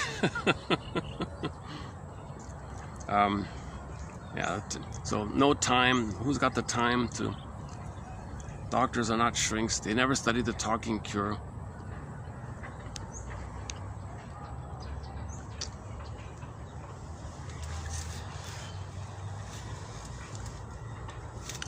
Okay. And schools don't teach it. You know, I think when people graduate high school, they should be given a copy of the comic Psychoanalysis and a copy of 1001 Windmills of the Mind to boot. That's a good starting point. Because this collection here, 1001 Windmills of the Mind, Psychoanalytic Psychotherapy's Greatest Hits, now has over 10,000 quotes that are clear, easy to follow, and with the hope that 1 out of 10 will help. So at least they know it's a resource, they can draw upon it, and it can lead to other, it can be a springboard for other studies, right? There's no other collection like this out there. There's nothing like it. It's the only real collection. Maybe the closest thing there is to it is Gregory Bauer's book called Wit and Wisdom in Dynamic Psychotherapy, written several decades ago. And so I've already plucked out the best of those quotes from his collection, put in our collection. So it's not that big of a collection. It's just a couple of hundred quotes compared to 10,000 plus here. I plucked out the best dictionary entries from psychology books, in particular LaPonche and Pontalis' book of terms and other glossaries. Where are we here? It's easier for the clinician to write a prescription than to roll up the sleeves and get to the hard work of plumbing the depths of the psyche. Pharmaceutical methods are based on populations, not individuals. It's the pill for the ill. The pill for the ill is the same, regardless of the person's specific circumstances. And the result is everyone's getting a one-size-fits-all thing. It's not customized to you. So that's even there's a problem like that. Most pills work by blocking. So I'm not, disclaimer, I'm not a doctor. She is, so I'm just quoting along here. I don't usually have quotes in this kind of medical area, but once in a while it'll come up. Most pills work by blocking the normal biochemistry in the body. And my first thought was maybe that Medusa cranking the pain pump, maybe it's like a block there. Maybe it's, stop it, Medusa, stop cranking out these stress hormones, just block it, stop it. Maybe that's, but she's still doing it, but you're blocking it still. It's just gonna divert in some other way. It's just gonna sneakily be pumped out in some different way. So it's just diluted or dispersed. You're just playing whack-a-mole, but maybe, anyway, she says here, most pills work by blocking the normal biochemistry in the body. When emotions and psychic wounds are driving the biochemistry, it's unlikely that yeah. So when psychology trauma is going on here, so when psychological trauma is driving your biochemistry, it's unlikely that blocking the usual chemical reactions is going to solve the problem that's causing it. Of course not. It's not gonna get rid of Medusa. You're just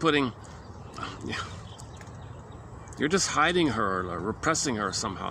You're just delaying the issue or something like that. It may help with symptom management, but it doesn't address the root cause, and the person continues to suffer. So taking the pill is pseudo-aggression. You're still protecting the mother because you're not addressing the root cause. That mother failed you. I want to protect my mother. She didn't fail me. Just give me the pill. So the pill is a cloak, a camouflage, a protective device, confession to lesser crime, because you want to protect the mother. Taking the pill protects the mother.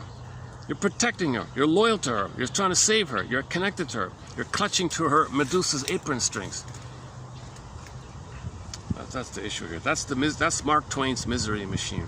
So we can say that is here as well. Much of the excessive prescribing has a profit motive, driven by the pharmaceutical industry.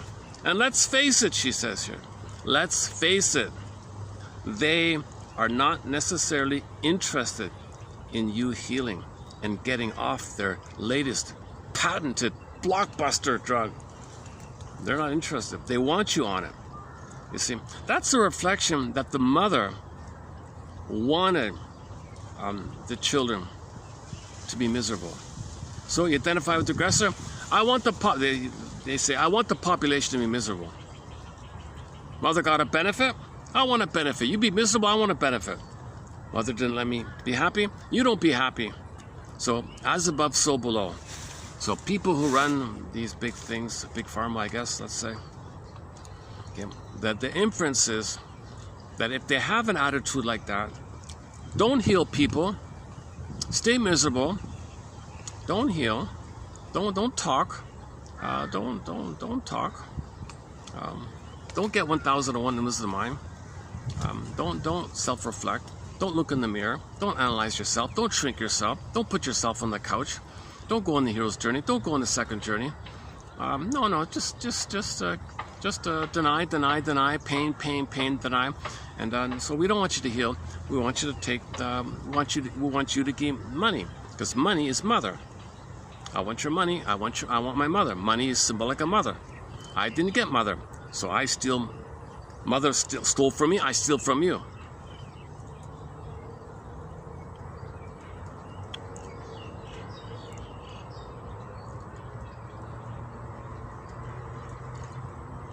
Let's do that one here.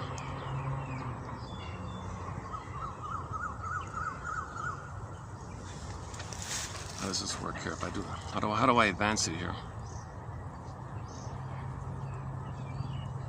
Do I gotta start over? Chemical reactions is going to solve the problem that's causing symptoms. It may help with symptom management. Oh, I see. Okay, maybe like that. It starts with I was shocked. Let's see. I was shocked to learn. But it usually does. I was shocked to learn how many hormonal problems were being treated with a completely wrong approach. Pharmaceuticals for mental health. I was surprised to find that 1 in 4 women received this treatment, or should we call it mistreatment. Then I was disturbed. Then outraged. It's not normal to have a population in which 1 in 4 women are taking pills for their mental health, and, more importantly, it's not helping. It's not just our mental health that suffers because of this epidemic of excess prescription. So do the autoimmunity and unresolved trauma, the root cause of the issues, which are never addressed. It's easier for a clinician to write a prescription than to roll up the sleeves and get to the hard work of plumbing the depths of the psyche and individual healing. Pharmaceutical methods are based on populations, not individuals. The pill for the ill is the same regardless of the patient's specific circumstances, and the result is medicine for the average, not the individual. Most pills work by blocking the normal biochemistry in the body. When emotions and psychic wounds are driving the biochemistry, it's unlikely that blocking the usual chemical reactions is going to solve the problem that's causing symptoms. It may help with symptom management, but it usually doesn't address the root cause, and the patient continues to suffer. Much of the excessive prescribing has a profit motive driven by the pharmaceutical industry, and let's face it, they are not necessarily interested in you healing and getting off their latest patented blockbuster drug. The optimal breathing rate as So after hearing that quote, a few paragraphs later she says, what's the solution? Oh, hospitals should give LSD to the people. So she goes on this long rant about how bad it is that doctors are giving all these things. And she says, oh, as if the illegal substance is not in the same kind of category, right?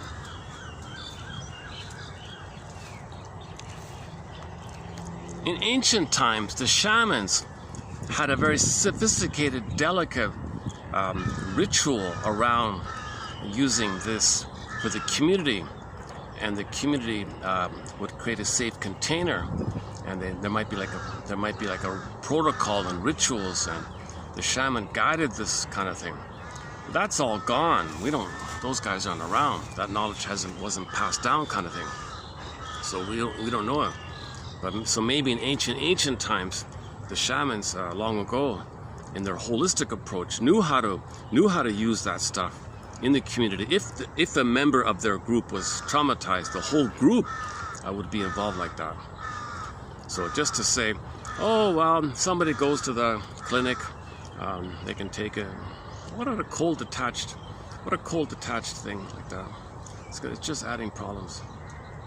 That's powerful stuff, isn't it? I imagine that's pretty powerful stuff. So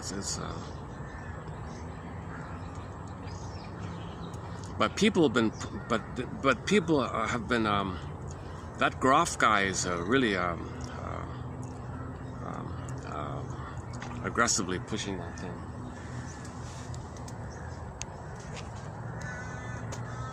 O'Leary and all these people.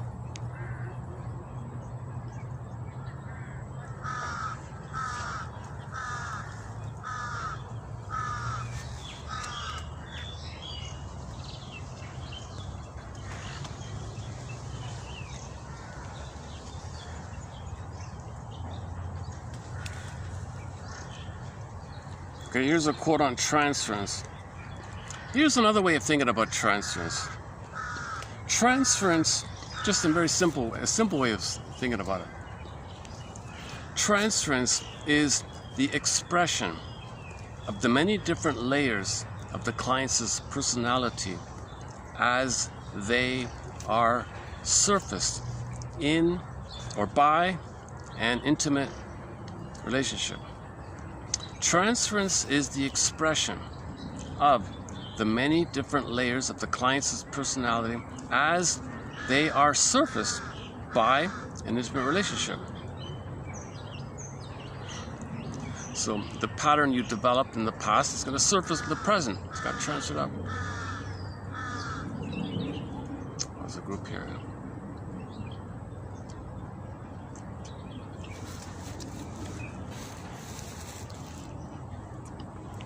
Maybe I'll just go for a walk or something. Let's check the battery. Hold on a sec. How are we doing here? My timing's not bad. I got good timing. Let's see. Look at that. It's only less than 2 hours. This feels like a 3-hour. This feels like a long video. Yeah, because when I'm sweating, when it's hot, it feels like the video goes on forever. What is it? 58% on the battery.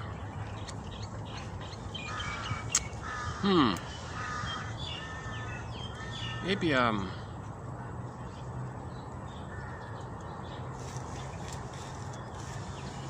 we're gonna cool off for a bit.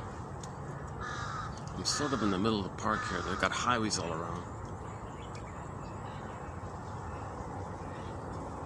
What do you think? Oh, butterfly, where's the butterfly?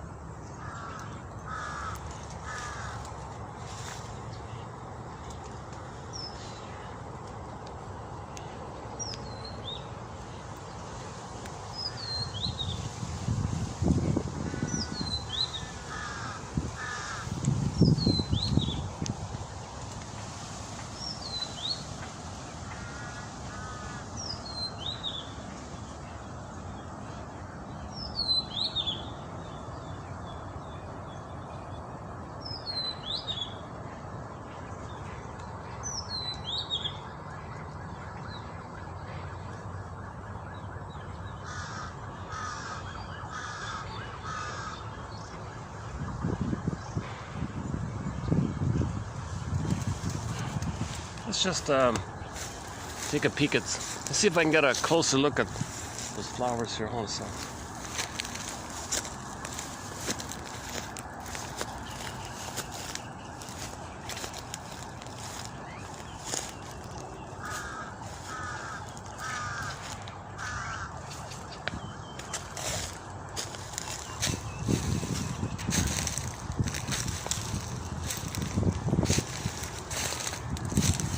Well, if you didn't know what I was talking about before, there it is there. Now there it is, in the center of the screen. From my angle, it looks great. You can't really see it. Yeah, it looks too small like this, yeah. You can barely see it like this, eh?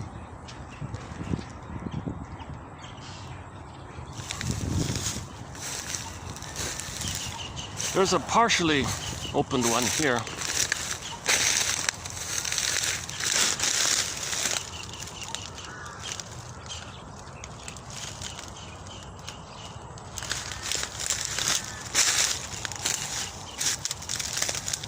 So we got the two of them there.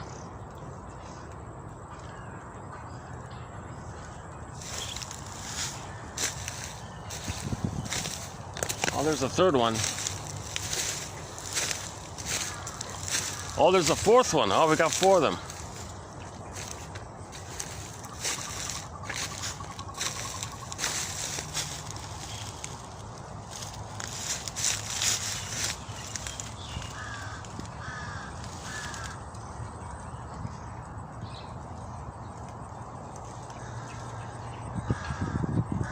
Oh, there's one way down there. Oh, look at that. That's a nice one,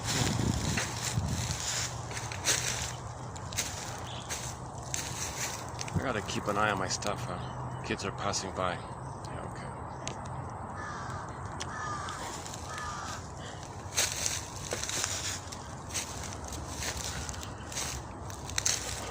Not just kids.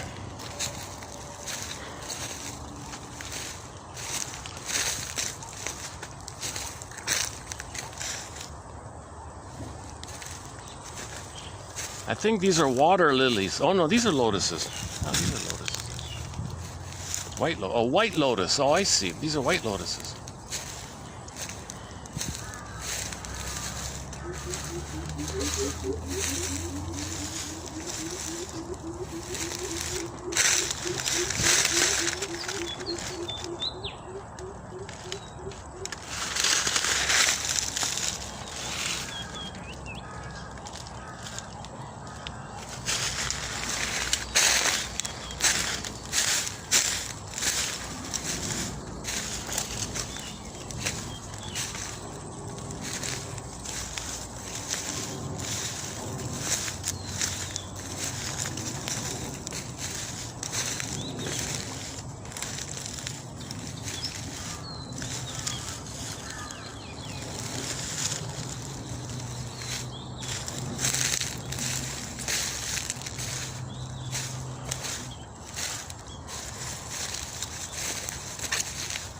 Oh, here's a couple, yeah.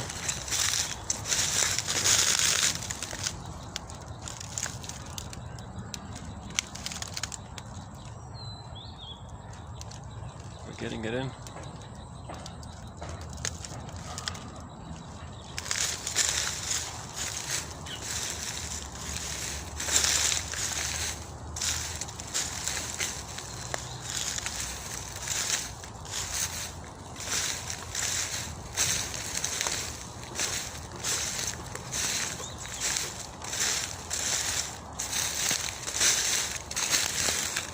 Hey, how about next time I do the video up there? Look at that.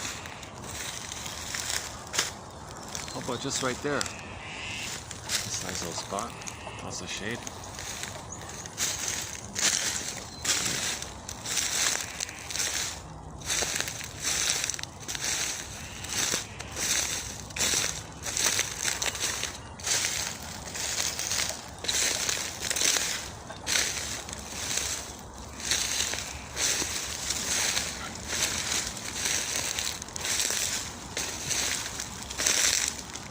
So while psychoanalysis may not be able to heal prenatal trauma, you know, we increase our health if we can make healthier choices.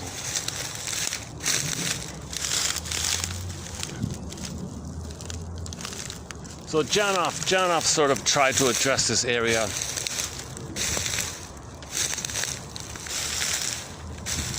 So-called primal therapy. That we don't really cover that, but we covered Janoff's knowledge. Like he's a good reader and researcher.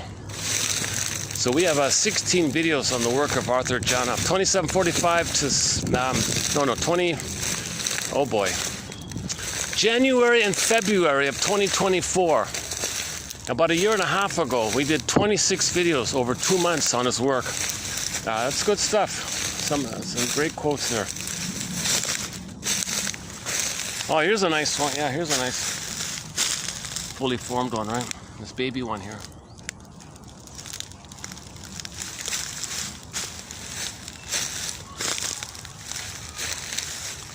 If we're lucky, we'll see an alligator.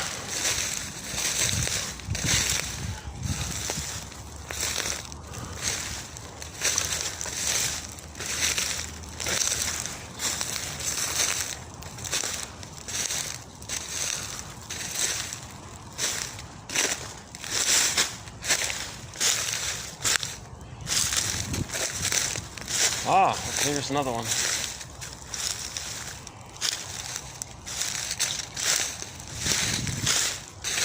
Ah, here's one.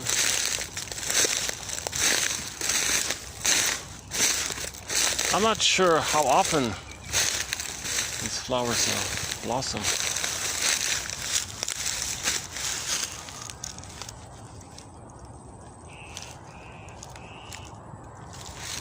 It's too bad I couldn't zoom with this thing while filming.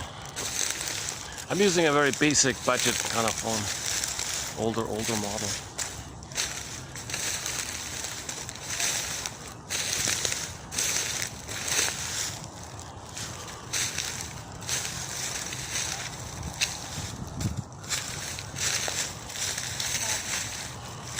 Oh, hang on. There's some over here.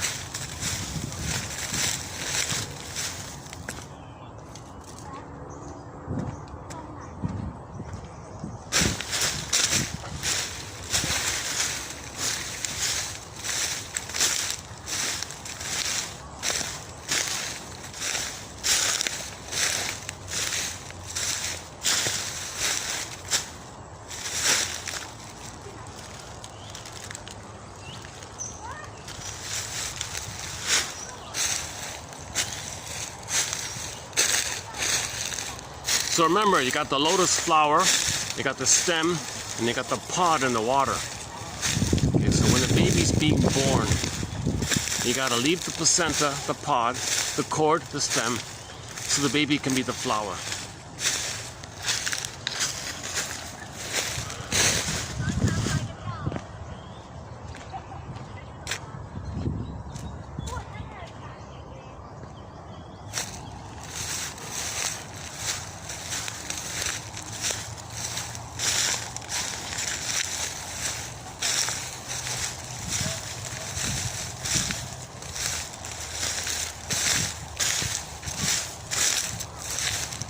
Oh, they're the dragonflies. That means the water's in good shape, huh?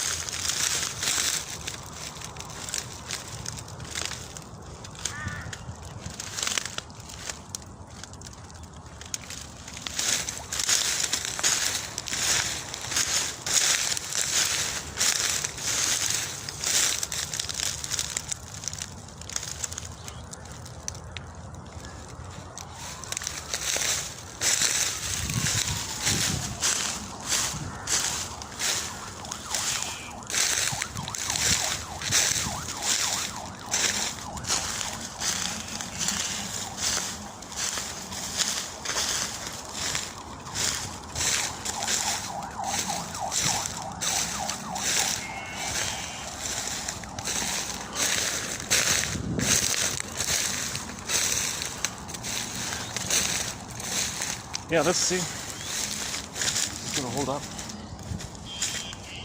Okay, all right. Aha. What about next time?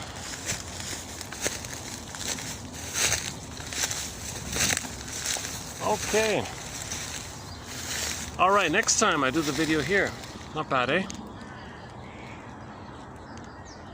Look at this. There's no interruptions. Pretty much. Yeah, if I do it like this, I can speak freely. What's over here? Okay, this could be the location for our next video.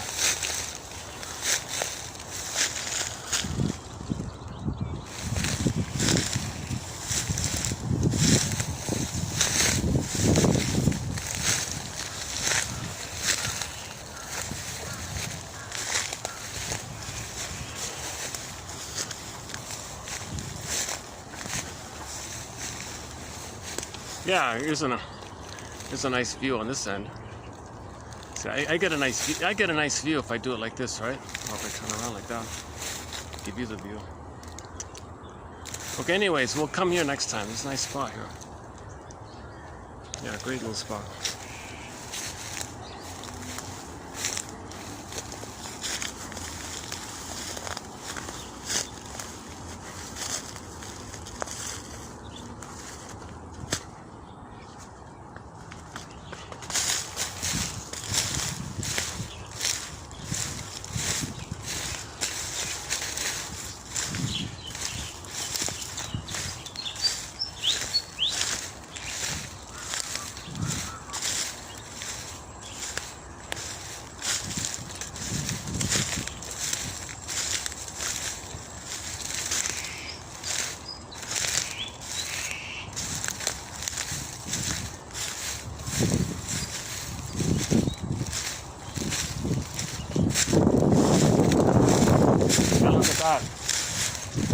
And if it rains, I've got a shelter here, right? If it rains, I've got this overhang thing here.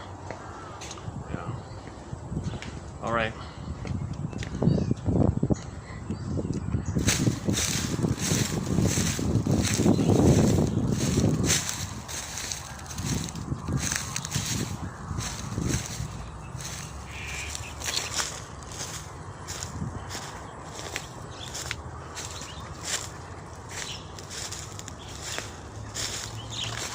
Oh, is that it?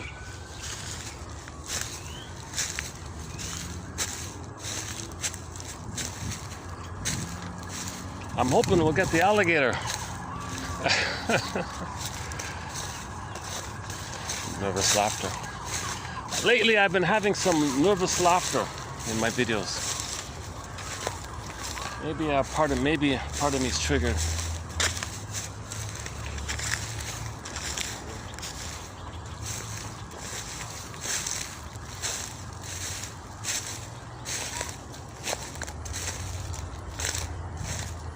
Did we go this way already?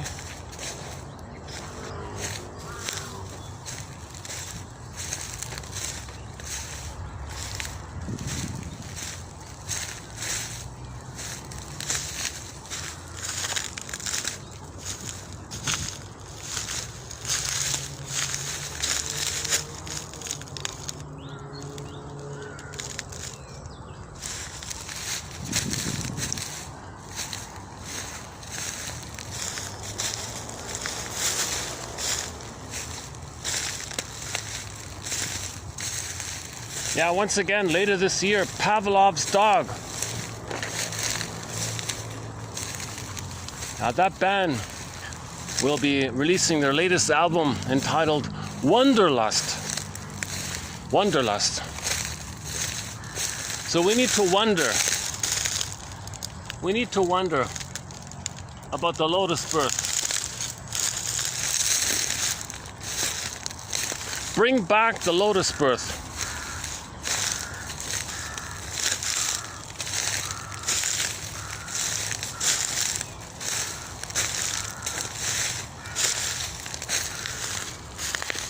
The main songs we play are Theme from Subway Sue, episode. Their big hit is called Julia. And I love Late November. That's a great one. They open up their concerts with Late November. That's a good one. And Song Dance is also okay.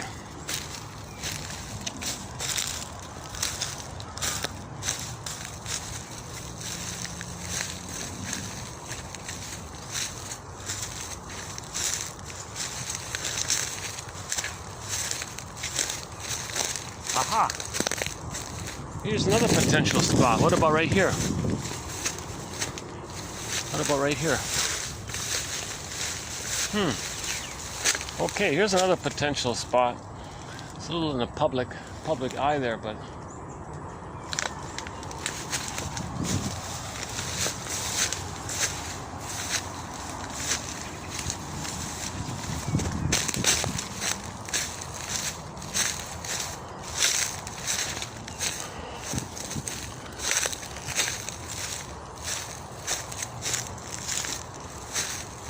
last time I was here, I walked along that sky path there.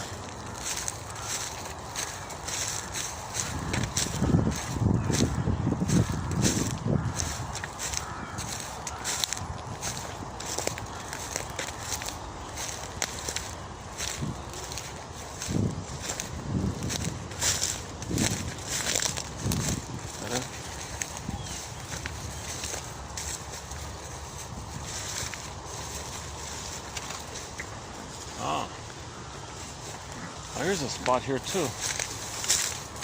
Here's not a bad spot right here. Here's a good spot. It's not too bad. But again, I got the views. I got the people. They might just stop and stare at you, kind of thing.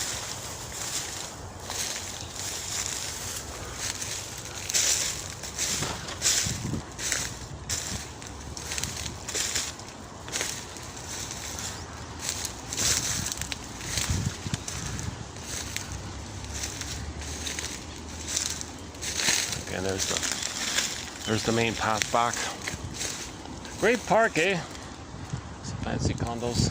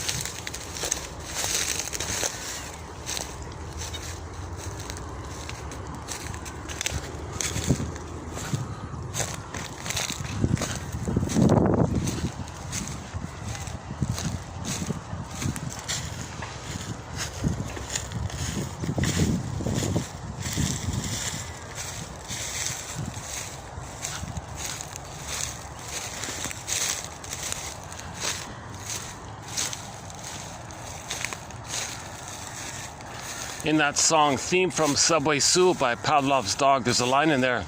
And someday soon, we'll figure out our story so we can stop repeating it. And someday soon. So that's part of the innate drive for healing, that we're searching for our history so then we stop repeating it.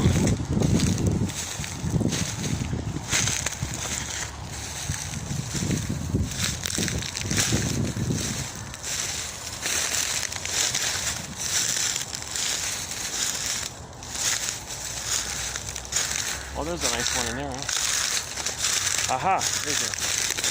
That's a nice one in there too, right?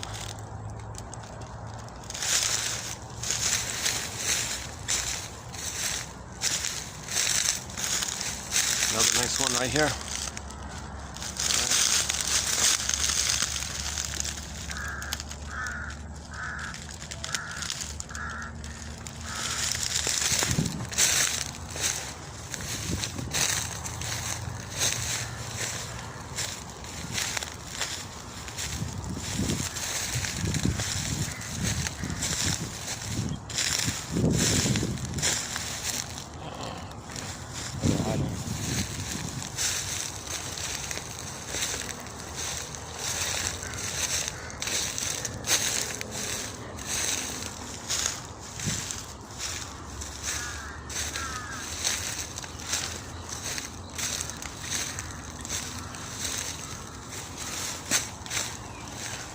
chair.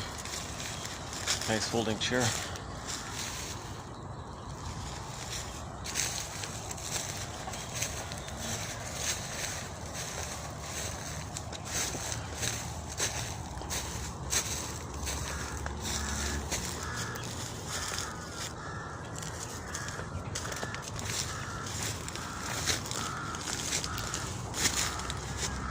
Why don't we close up with a song? So I'll close up with a song here. So your mission, should you choose to accept it, submitted for your approval and consideration, as they say in the Twilight Zone, is to minus the ants. Go to click the more link below, 3060, and you'll find Leon Saul's quotes. 1, 2, 3, 4, 5, 6, 7, and then 2 one-liners at the bottom. Love is to the moral nature exactly what the sun is to the earth. See, that's the polarity. That's the natural polarity that. Baby and the mother, there's a love line, sun to the earth. And if that love line is blocked and disturbed and stressed, then the energy called the quest for love, the cry for love, okay, it's communicated in anger as a cry like that. Okay, so submitted for your approval is to see if there's anything in here that can be used as a springboard, as a prompt to pre-associate with. What does this idea remind me of? What does this quote suggest to me?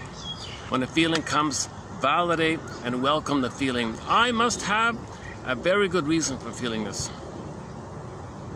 What's the hardest thing here about this feeling? Okay, is this from the past? Emotional memory coming to me? This quote and what my thoughts around it, this feeling, what's going on like that? Gentle awakenings, quiet awakenings, submitted for your approval and consideration. Your mission, should you choose to accept it, is to read the quotes below, pause when something catches your interest, and wonder about it. Have a bit of wanderlust, a curiosity and interest about it.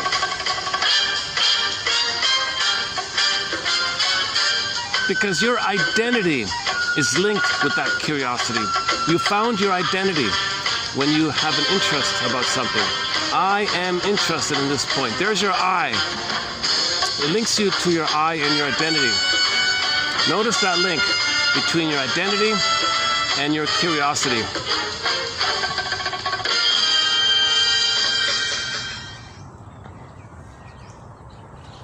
For your consideration. Why don't we close up with our theme song? We haven't played our theme song in a while. Our theme song to this project, 1001, Windmills of the Mind, is Katja Epstein's German cover of the song Windmills of the Mind. She's a German, it's sung in German. It's a great rendition of it. So when the song ends, I'll hit the stop button. So thanks very much. I'll see you in that other spot next time. Oh, that's Triumph. No, hang on, wrong one. Here we go. Windmills of the Mind.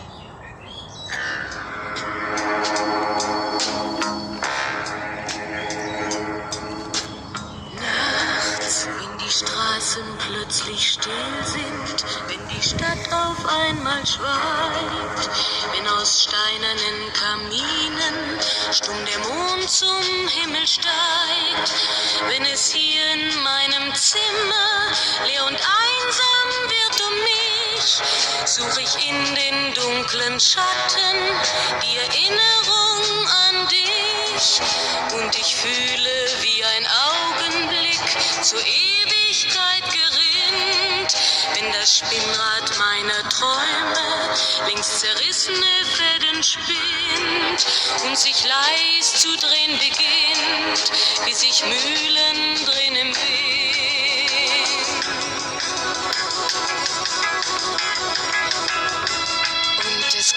kreisen die Gedanken ohne Anfang, ohne Ziel, wie die schnellen Wellenringe, wenn ein Stein ins Wasser fiel, wie ein Kreisel, den die Peitsche übers Straßenpflaster treibt, wie Spiralen, die ein Adler in den Abendhimmel schreibt.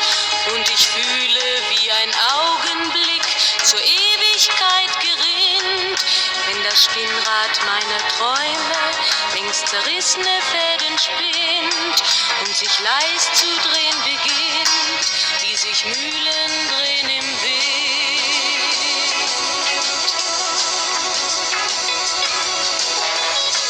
1000 Fragen ohne Antwort, 1000 Fragen ohne Sinn.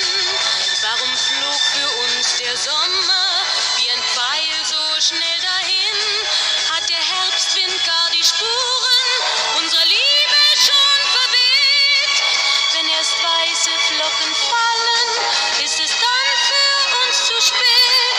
Sah ich eben nicht im Dunkel deinen Schatten an der Tür, hoffte für ein paar Sekunden, du kämst doch zurück zu mir.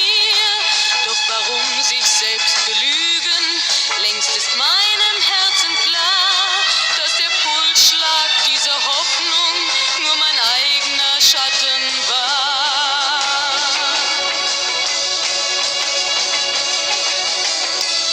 Und ich fühle, wie der Augenblick zur Ewigkeit gerinnt, wenn das Spinnrad meiner Träume längst zerrissene Fäden spinnt und sich leis zu drehen beginnt, sich im Kreis zu drehen